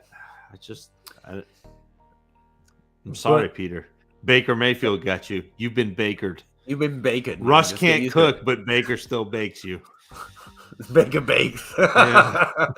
There's something to that. Yeah, Amari Cooper on a first is the best I got for you. That kind of trade where you got a vet who's putting up points who actually has some significant upside this year. Marcus Brown in a first. I'm looking for that 2 first value. And in those trades, you're getting a little bit more than 2 firsts because those 2 players should be worth more than a first. But if you were trading them straight up, it would be a difficult trade. So you're getting a little bit of an added plus hidden in the source there. But I don't think you get most of the trades I would accept right now. Do you think would you take Devontae Smith for DJ Moore? Because you've got kind of the So like that might be something that I would. That's a good one. Do. Jason Gray, Sky Moore definitely a hold, right? He's in the Burks camp. I understand if you like him. No, he's not in the Burks camp. He is because he's been disappointing, and I have very clear categories that just avoid all nuance. Here's the thing. I don't like Sky Moore as much as I like Treylon Perks or David Bell. So I'm strong panic mode. I'm like, I'm confirming all my priors. And I would advise do the same. Panic the hell out of Sky Moore. I'm getting... But it's fair to say if you've got your own evaluation process, you listen to different people. If you want to trust in that and put him in the hold camp, I get it. But I'm not surprised by Sky Moore disappointing so far. No, to me, they're not in the same camp. Treylon Perks' camp is like up at the top of Everest in a snowstorm right now where we're just hunkering down. Sky Moore is like hanging out with green shoes or green boots. You know, green boots on the side of Everest. Is the guy who died, he's got the green boots. They walk by and they're like, oh, we're here. Like, that's where Sky Moore is. Like, Yeah, Jason, I'm wrong. I'm holding Treylon Perks and David Bell. I'm wrong a lot. I get it. I'm not saying I'm a guru. I definitely know who you should have valued. But you're asking me personally, I would sell the crap out of Sky Moore for anything I could get. And I wanted to tell you the same 3 weeks ago, too. So that's just where I'm at. But yeah, sorry, dude. Cuddling, I similar feels. David Bell, man. Not like one target. I get you. Recovering Ridley Truther. R.I.P. Coolio. Yeah, for sure. That's terrible. Got to do a Coolio parody in honor of the 90. Yeah. Get on it, Zach. So you go 1, 2, 3, 4. You should have sold Sky Moore. There you go. How about that? God, topical. TaylorMade. What are you doing with Elijah Moore? Hanging onto him. He's fine. Because he's good. He's yeah. He's good. Fine. I mean, let's see if I can draw a comparison here. I feel real, actually, if I can make a swear, I feel real shitty. I never thought to mention Devontae Smith in the first 3 weeks. Been all off season. Like, he's on this list of potential breakouts and he does nothing. I never think to say, hey, by the way, if you can trade him for us first straight up right now, that's a good idea. And then he has 169 friggin' yards. Elijah Moore's in that camp, though. Like, he's a good player. Yes. He's one of those players you just put a pin in it. I know he has proven to be above average in terms of what he can do for fantasy. Not top tier, not CeeDee Lamb, not AJ Brown, not what we hope Treylon Perks might be able to do, but he is good. Pin in the map and exploit the value when people tilt. The cool thing about Elijah Moore, though, is, he's got Garrett Wilson there. Elijah Moore is that prototypical player that can be a one from the wide receiver too. Like he's that slot receiver who can drive volume. So you put him with another good receiver and they can coexist. Like they can both drive volume. He scoops up underneath. He scoops up all the extra stuff and makes a remarkable. Yeah, I think he's that kind of player too. He did it in college. Yep. And he did it last year. We says, of course, he read your thread, Zach. and yeah, Appreciate the team's a fake 2-1 with a near bottom max points for. Yeah. Jason Gray. We're an hour behind, by the way. I got to speed up. Look forward to the show every week. I really appreciate that, Jason. Thanks very much. So do I, believe it or not. I look forward to so few things. I have James Robinson on a rebuilding team that should compete in 23. Should I keep him for points next year or sell high? If you can get a first, I don't mind it. But I'm also very happy just rostering him into next year if I have to. That's where I would set the line. 24 first is probably where we're at right now. And again, that's fine. Yeah, 24 first is fine. Greens Point, 10-team, 4-point PPR, start 9. Would you trade Brees for Amon-Ra straight up? Yes. Yeah, I do that. And that's the type of trade that I would tend to make with running backs like after their first or second year. Mm-hmm. But if you can make that now, if you get it now, too. I mean, take it now. Yep. Sean, I just traded Lamar for Jackson, a second on it. You got a plus on one of them? Lamar I think that's Allen, solid. Second on it. Nice. Yeah. Yes, that's I mean, awesome. John Hogue, Peter Howard, never heard of it. Tebow and Antonio Gibson or Trevor Lawrence. In a Superflex? Trevor Lawrence. Yeah, Lawrence. Non-contender in a Superflex. I already disagree with you and haven't even answered yet. See, it's a trick question. Hogue says the answer is Aaron Rodgers. Yeah, he does. Unless he's on my roster, then he's never the answer. And Joe Herbert, what is your takeaway from the jump in Tua and Hurts production this year? Good question, but weird comparison. Is it solely about the value of the wide receivers and quarterbacks? No, I think this is one of the most important questions we have to untwist after the season gets put. But let me untwist this a little bit. Hurts did this last year. Hurts is not a surprise. Hurts was they're going to draft a quarterback, and then they didn't. And they're going to draft a quarterback eventually, and then he's still good. And now it's like they might draft offensive lineman. I don't know. That's a very different thing. Tua was injured his first year after literally tank for Tua was a hashtag for the NFL. That's not just nerdy fantasy guys like the NFL thought he was that talented. Last year, he was okay. He was decent. Actually put up a decent season, and there were rumors that he was still held back by injury. That's all narrative, but it was there. Now he has 2 top 12 wide receivers. I don't think that's an even comparison. And I think it's going to be real hard to untangle Tua from that because of the way his career started. But honestly, once you step back a bit, everything adds up. Like both these wide receivers proved to be good independently. And Tua was a good prospect who had a down year and then came back okay last year and now is good with good wide receivers. So it's probably going to be impossible to untangle. I think Juju, Tyreek Hill may be in that situation, but that kind of proves that the wide receiver brings something with him like DeAndre Hopkins did the year before. And also Russell Wilson and Cortland Sutton. It's probably an aspect that you might not be thinking on it right now. But the fact that Jerry Jeudy and Cortland Sutton showed some level of upside on elevating Russell Wilson, even though he has that also factors in here. So I think it's a tangled mess right now, but this is our biggest sample size to try to untangle it. Yeah. And I'm going to wait to the off season. I need as much information as possible because we literally have pretty much 2 examples before this, and that was OBJ, which is a terrible example, and DeAndre Hopkins, who completely just took everything that he was in Houston and did it in Arizona for a year and then got hurt. Yeah. So not a lot to go on. Yeah, you're watching. What do you think? Is there any better clues on the tape? No, I think Theo Epstein would say it's multifactorial. Like that's fair. There are a lot of moving pieces. So like yes, if you add good receivers to good quarterbacks, that's a good thing. Right. If you add good players, help good players. Yeah, if you add good receivers to bad quarterbacks, the receivers tend to stay decent, but the quarterbacks don't get much better.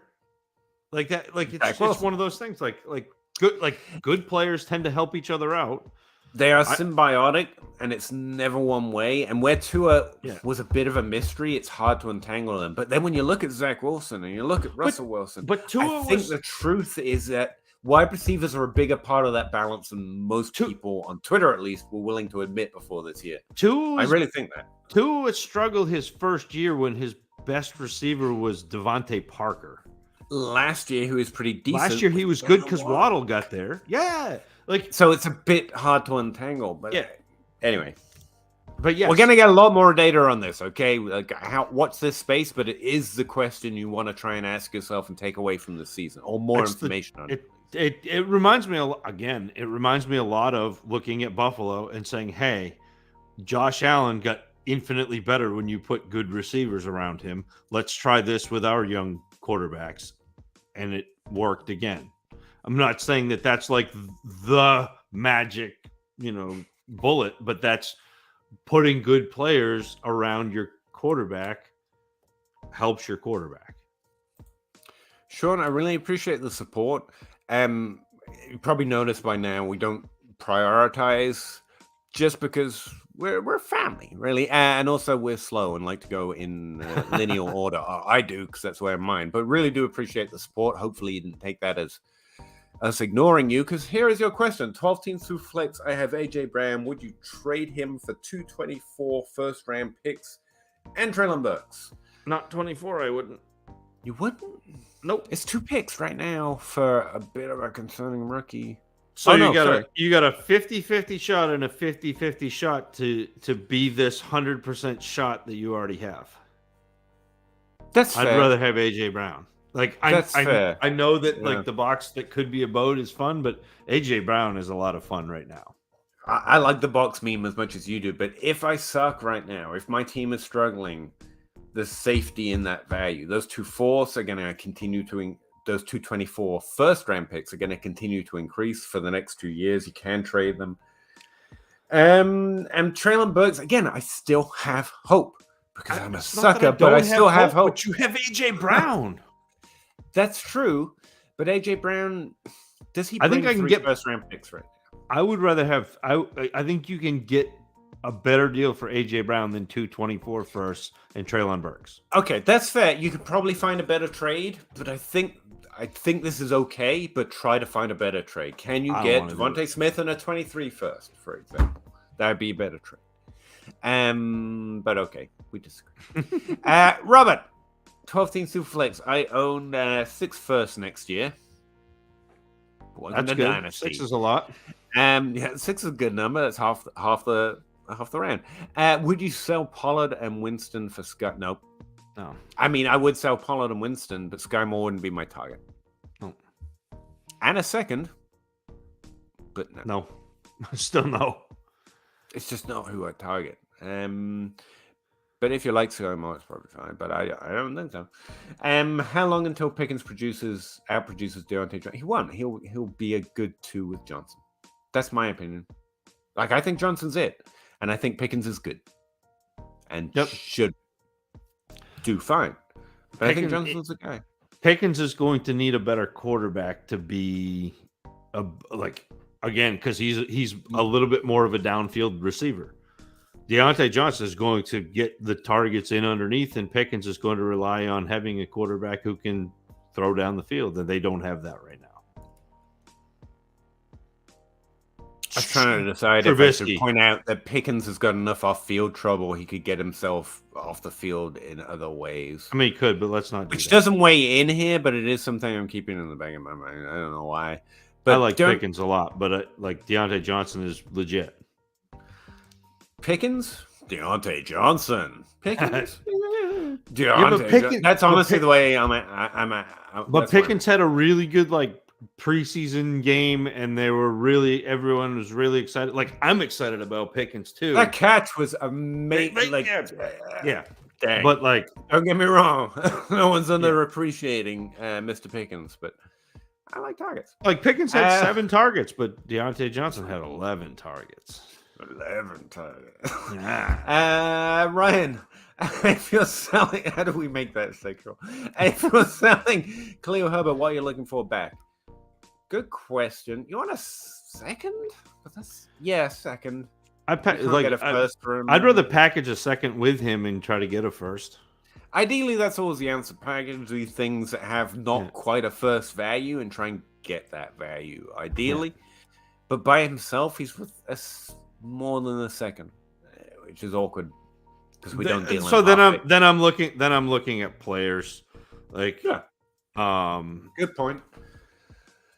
Bateman. So like, I don't think you can get Bateman for him, but maybe. Oh, okay. I think I like your Amari Cooper. Amari Cooper's good. Yeah, I don't mind looking at like. I know we're not like huge Dotson fans, but like Dotson's been okay. Jameson Williams, who hasn't played yet, is a player that I will target because I think that when he does come back, you can get a first for him. So if you sell Khalil Herbert for Jameson Williams now, and then Jameson Williams becomes worth a first, you're ahead of the game because Herbert's not worth a first right now. Like to me, that's the fun buy for me right now is Jameson Williams, even though I don't necessarily want to roster Jameson Williams to fruition. I think when he starts to come back, you're going to have those videos of him, doing the ladder drill and running little slants and working out with the jugs machine, and his value is going to come back. I think Amari Cooper's decent. How does like Rashad White, the guy we hope can be the next? I mean, but I don't want to try. And a second go. Maybe, but I think I mean. I think I can do better than that. Fair enough. But we went through you, right? Haters, makers, rebuild time, Pickens before Deontay. Yeah, Pickens is going to contribute this year. He should have a solid rookie season, so expect the arrow to point up from here on out. Don't get me wrong. Still like him, and I expect that from him this year in order for my value to be confirmed. Otherwise, I was just wrong. He'll be disappointing and his value will drop. Despite that catch, I don't think that's going to happen, but that's what I expect to happen. Real Misfit Toys. Package Jeff Wilson with Jared Goff. Packaging's always a good way to go.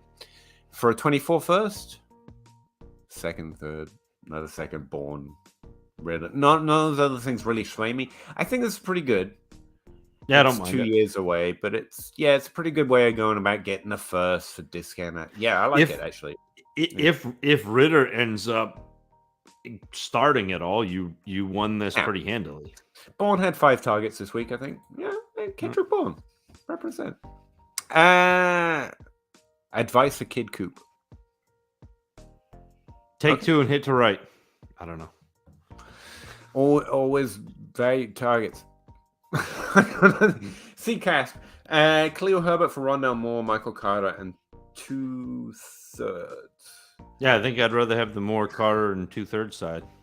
Yeah, it's like unless I am like you need really competing right now. Yeah. So to me, Herbert's a this year guy. He might even be like a 6 week. I don't know what's and you don't know when Montgomery comes back. So. Yeah. Michael got Jay Williams. We really have to get more specific with those Jay Williamses. Pittman Davis, DJ Moore. I think we went through this, didn't we? A 23 second. Yeah, I feel for like CD Moore, Dylan. Yeah, we did. We sided with Javonte. Hated getting rid of CD. It is Javonte. Oh, it's Javonte. So yeah, so I do. Yeah. I am on the Pittman Javonte side of it. Yeah, I think that's fair. Thanks for the time and advice. No problem, Michael. Thanks for taking the time to ask. Joe, Russ lost his Michelin star. I think that's it. That is good, Joe. I'm going to write that down. say it next time and pretend I invented it. That's how good that is. No, Gavin Ferguson. Russ is still higher than Brady, Rodgers, Ryan, Mills, and Fields. At ADP, maybe. Probably in points. Yeah. Probably shouldn't be. Yeah. Gavin, he'll bounce back. Oh yeah, I mean he's fine, but he'll do better than he's done the first 3 weeks. But yeah.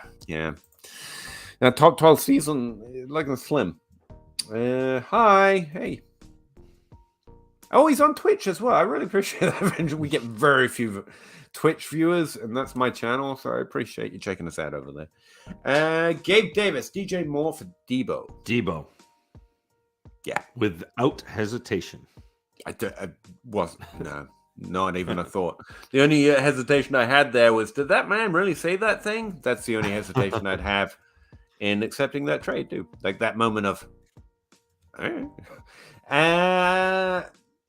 Lil John, thinking of trading away Ramondre. I mean, you should. For Bateman, thoughts? I think you would be... if this was a real-life transaction, you would be arrested. That's where this is for me. Like, you're taking his pants without him realizing. Like, that shouldn't happen. But if you're getting Bateman, good for you. I think you're getting the better part of that deal. That seem fair? Did Ramondre do something spectacular last week and I didn't notice? I mean, he's just in a committee with Harris. No, he was good last week.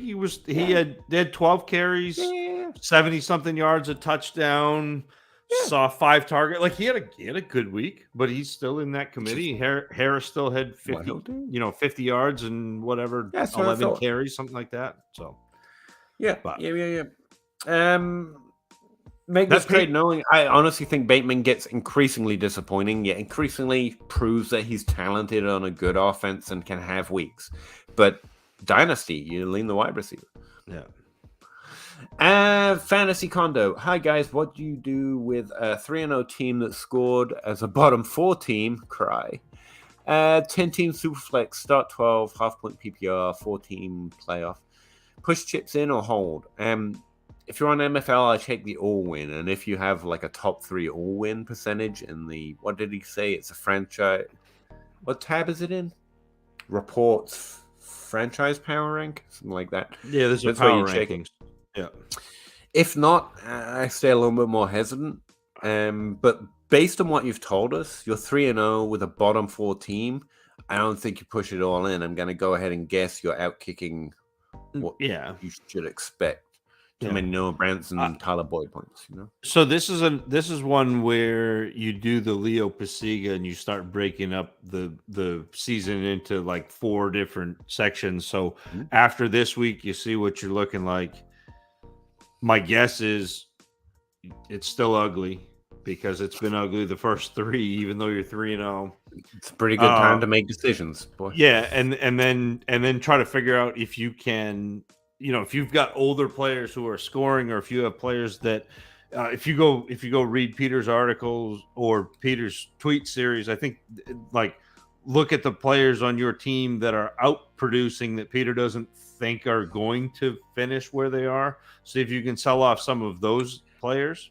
You can do a lot of that by yourself, by the way. My pinned tweet takes you right to my data, and you're just looking for, like, again, that minus or plus their actual expected points versus the points per game. It's not genius writing or anything. But you probably have a pretty decent... You look at your roster, and if your pants don't fall off, you probably know you're out kicking your coverage, right? In which case, I think Zach's giving you all the advice you need. Louis Pasiga it.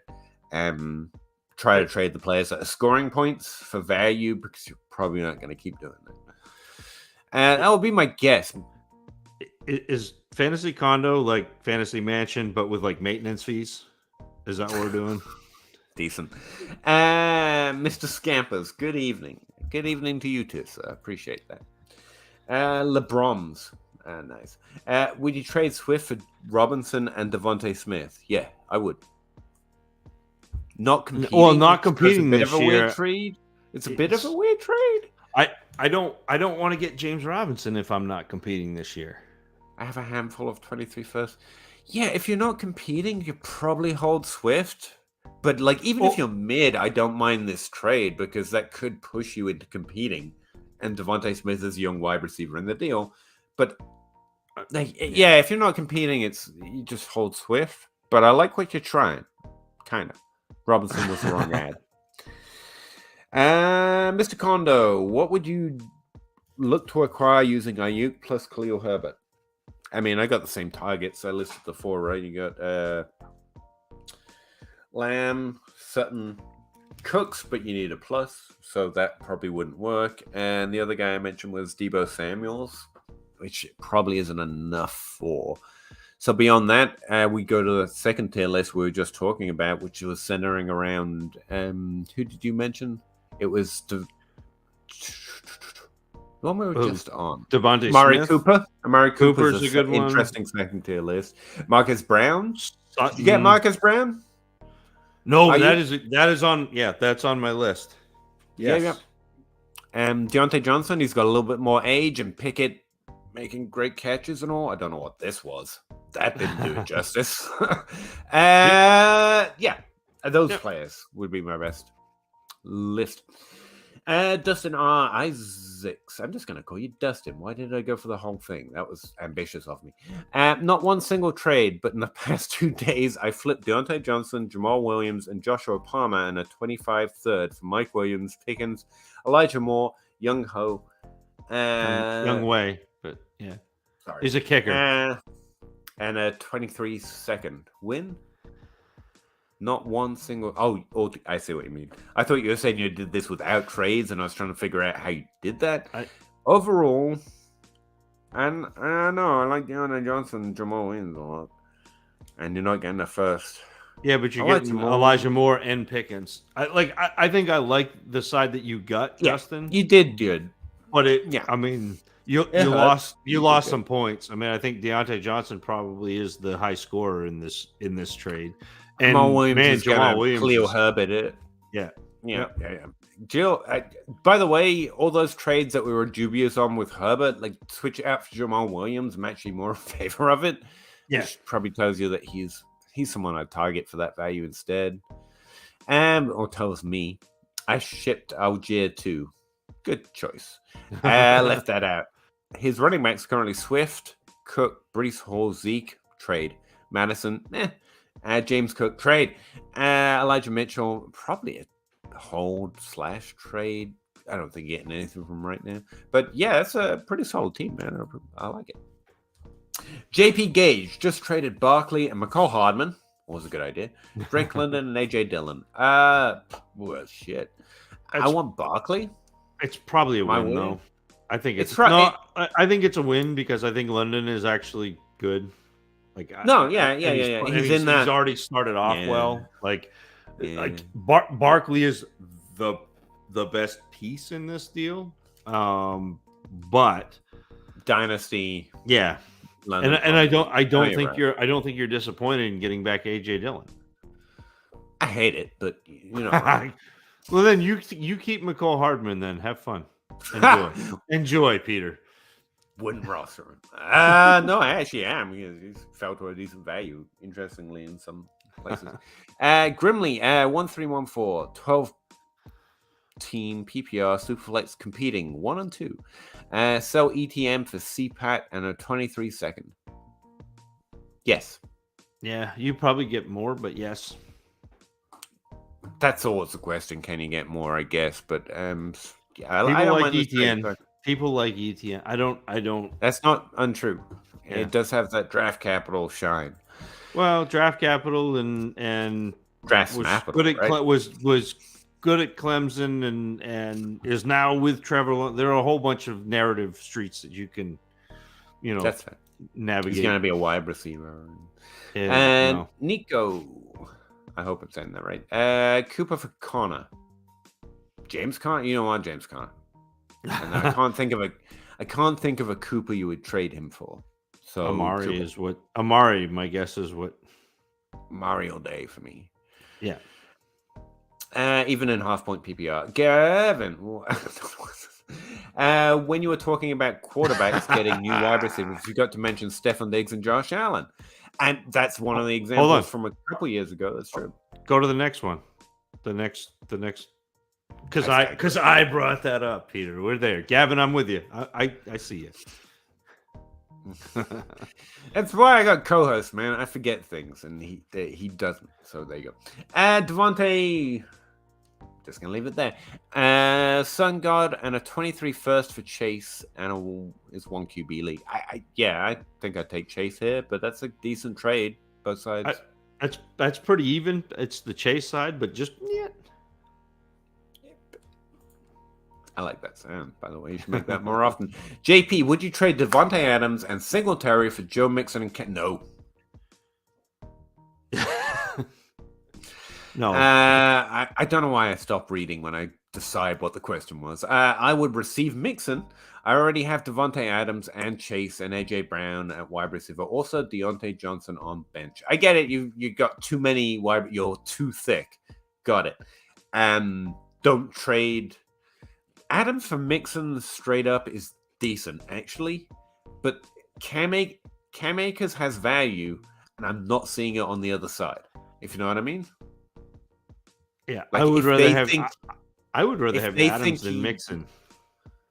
That's the thing. And if the Cam Akers is a weird unbalancing thing, I just keep this isn't enough for Adams. What?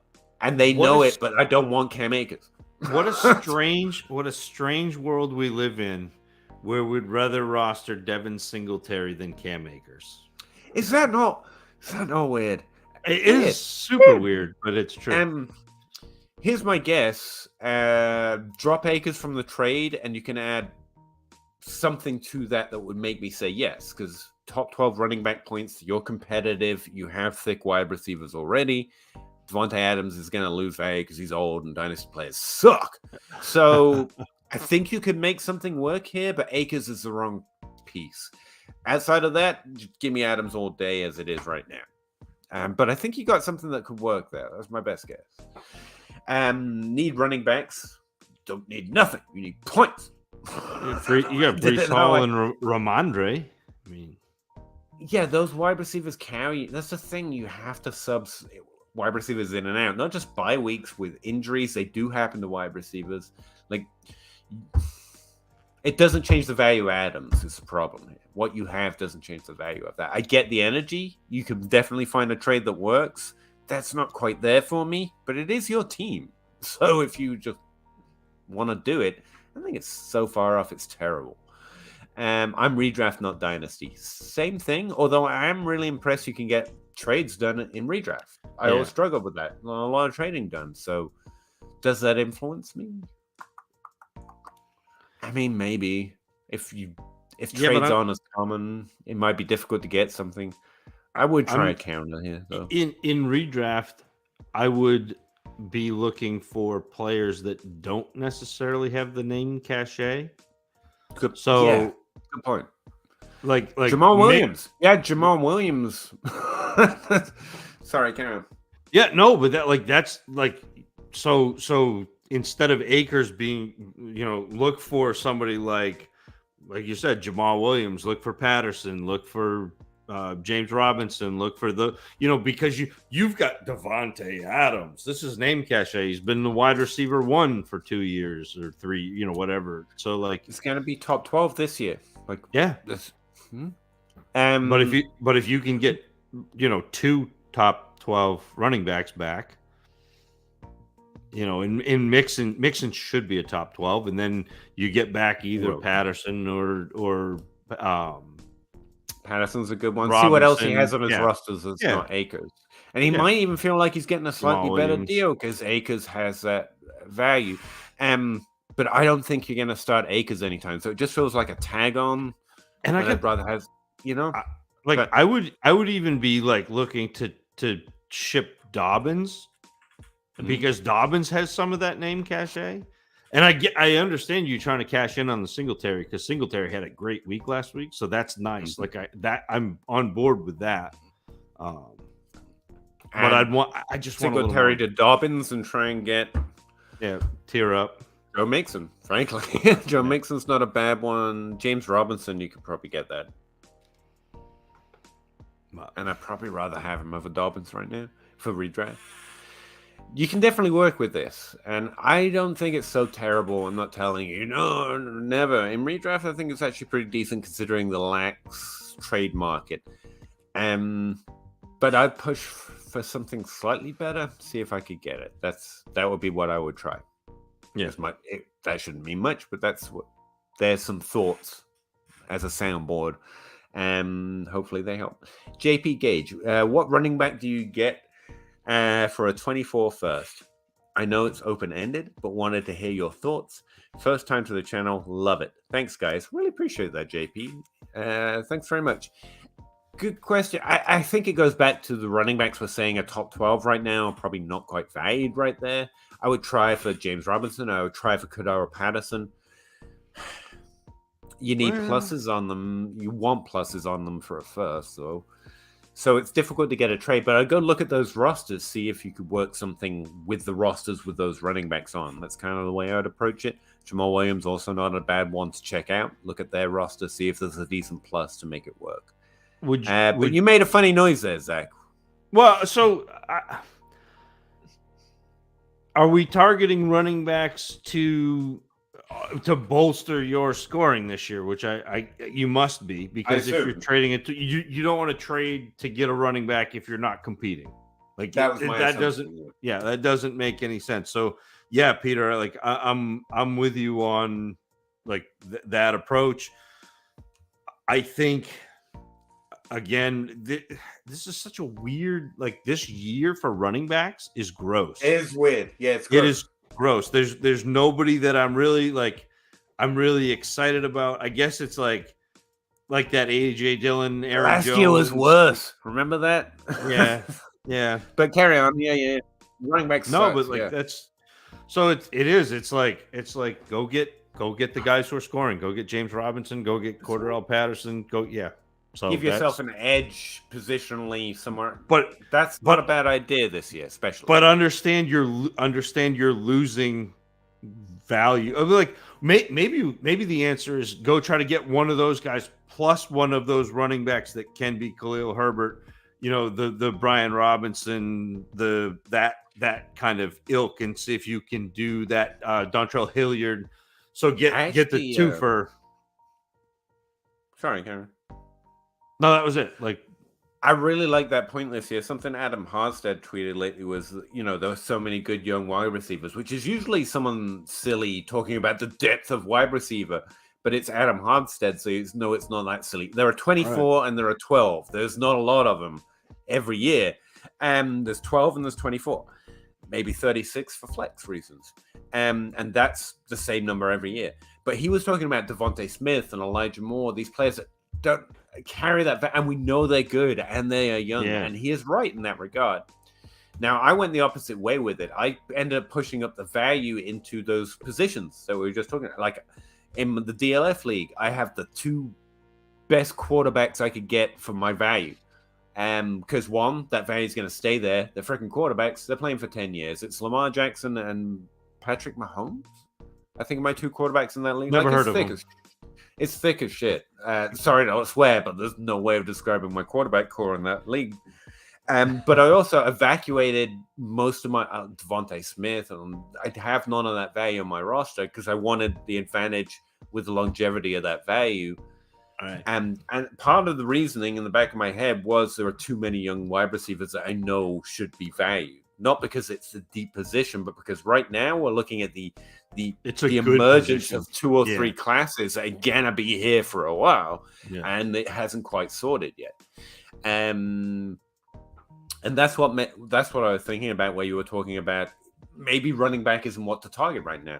Like 24 first and something for Mark Andrews is maybe a legitimately better move in Dynasty than just getting a running back for points. Oh, yeah. Because you're getting the point differential at the position, which helps you win. And that Andrews is going to be this for a while, my dude. Yeah. So, and running backs are always much more one-year proposition, which is still fine. But they don't have that value next year. I mean, that's fine to try and win. But if you can try and get that points edge somewhere else, and maybe secure because it's not the sexy position, it's quarterback and tight. It's a really interesting way to try and approach it this year. Sorry, you asked for random thoughts. You asked for thoughts, and I took that to mean random. So there you go. You will never hear me argue against trying to add Mark Andrews to a team. Like, I mean, it's going to be really tough to do. Don't get me wrong. Kelsey, also kind of discount version at this point. He's doing it too, but he's got less of the so young thing on his side. Yeah. Pitts, no. Pitts has always been untradeable. Buck. And I'd love to say Pat Freiermuth, but honestly, despite the fact the results are fine, I'm a little disappointed so far, full disclosure. Buck traded Eckler and received 323 seconds. To it's a bag of poo for a nice run. I don't really want the seconds. And again, if you're not competing, you don't really want Eckler either. But I want something that's not seconds. Like I don't know what it is, but it's not like I would rather have a player that I think like I'd rather trade Eckler and get Devontae Smith or trade Eckler and my second to get Devontae Smith, like whatever it is. Like I'd rather have a player that I think we just talked about how many good young wide receivers there are. I'd rather have somebody that I know is a proven commodity or at least quasi proven commodity than have seconds, which. I think this is the same as the last question. You can bump up your value as a tight end and quarterback by buying Eckler and your tight end for Andrews, or you can do the same for or you can go get one of those young wide receivers. I think those the two way to approach value trades right now. Because a play like this probably adds up in a trade calculator. I'm not like I get it, but like it's 30 seconds ultimately. Well, and that's the thing, like. You gotta think in terms of percentages and chances of hitting, and your first round picks historically have about a 50% chance of them having one top 24 season. Your seconds are down closer to like 25, 23. Like it's not great. Eckler should be putting up 15 points per game right now. Like a couple weeks where he actually pays off on that, where everyone doesn't talk about how he's 27 and undrafted, and you should get it first. And like Eckler could change his value in this. He's putting up 14 points a game already. I know it's not actually that I was expecting it to be lower, but it's actually been pretty decent in a crappy running back year. So I think it's not just I think you should get something better. But I kind of get the impression you've done this, and that's why I was like, it's fine if you've done it. Don't panic and ruin your team. But throwing out thoughts of how to approach situations and hopes that you maybe benefit from one in some point. There you go. But use those seconds in trades to get better players. That's the thing. The seconds if you got those seconds, don't panic. You can still get things done with them. So I won't panic too bad. But if you haven't made the trade yet, I'd still shop around. Shop around a little bit. You got a few weeks here. Tim Shady, Pitts is going to score more touchdowns this year than last year, right? So like 2. He can score 2 touchdowns, right? Can he, Tim? I mean, in theory, he can score one. Yeah, he almost has to, but I would hate to put myself on it's mathematically impossible. He doesn't, because technically it was. I was going to say that he did it last year. So when I was painting fuel tanks in the shipyard, I had a partner. He and I worked together, and we would always flip a coin to see who was going to go in the worst spots. Mm-hmm. And I won the last 19 in a row before I got my new job. So like it could happen that he does not score touchdown. Like the math says like that is possible. It's improbable. He probably will score 2 touchdowns this year. Yes. Even DJ Moore scores 4. Because that's just a fun question. Even DJ Moore scored 4. That's a good one. Sean, what's Lamb's value in picks? Between 2 and 3? Yep. Yep. First. And if it's 2, I'm buying, and if it's 3, I'm selling. You know what I mean? Hopefully. And again, that's just a random valuation. Like, these values don't really exist, but it's a nice right. And if they're to give you an idea, if they're early 23, which we don't know yet, but if they were early 23 first, it's probably 2, because again, I think the quarterback class is good enough that you're going to have quarterbacks at the top of this draft, plus running backs, plus wide receivers. If it's not early, then Peter, it's between 2 and 3. And I only mentioned that, Sean, not that you wouldn't understand or complicated. It's a ruler I use a lot, like 3 picks, 2 picks.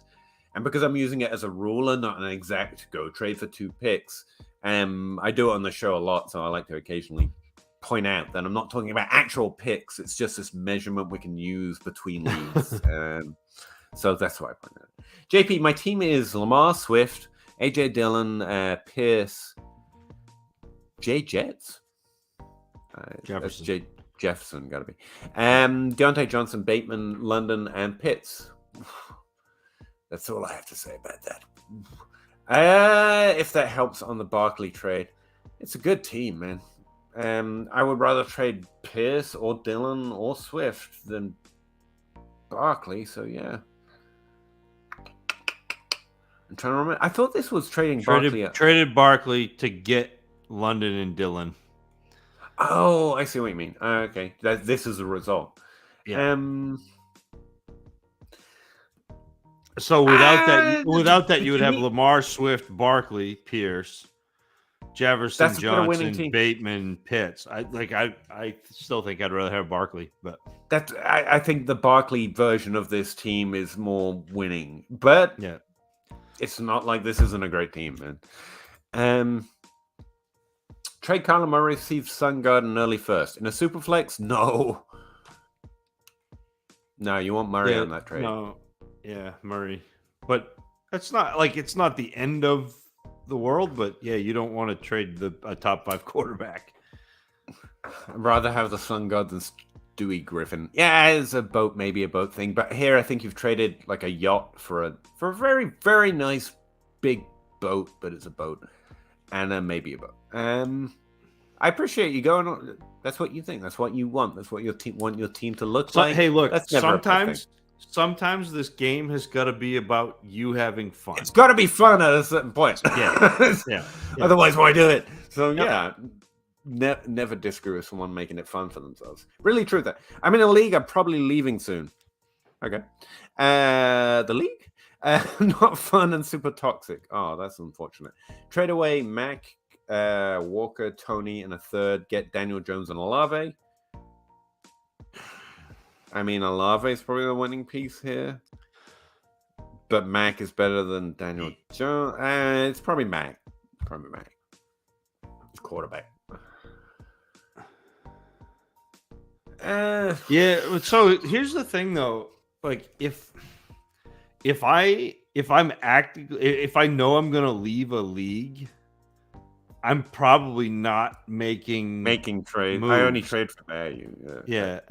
I want to leave it in a situation where the new owner can do as much as they want to make it. And that's why I do. And you probably, like, as the new owner coming in, you'd probably rather have Mac Jones and Kenneth Walker than you would Olave. Daniel Jones and Olave. I mean, like, Olave may be great. He may be fine, but I think the values on the Mac Jones side and recovering Ridley Truther, if it's not fun and super toxic, like, don't stay in that league. Like, the life's way too short. Find leagues with people that you enjoy playing with, because that's what it's all about. It really is. You can build super teams, you can build dynasties in any league, so you might as well do it in leagues with people that you enjoy. Literally no point if it's not fun. Money on the table or not, I don't care. It's if it's not fun, I'm not doing it. No. I got plenty of stuff I do that's not fun because I got to do it. This isn't one of them. Thomas H., what is the most you would give for Swift in a 10-team 1 QB league? Man, I got 2 kids, so one of them would be fun. No, sorry. Wow. No, too much.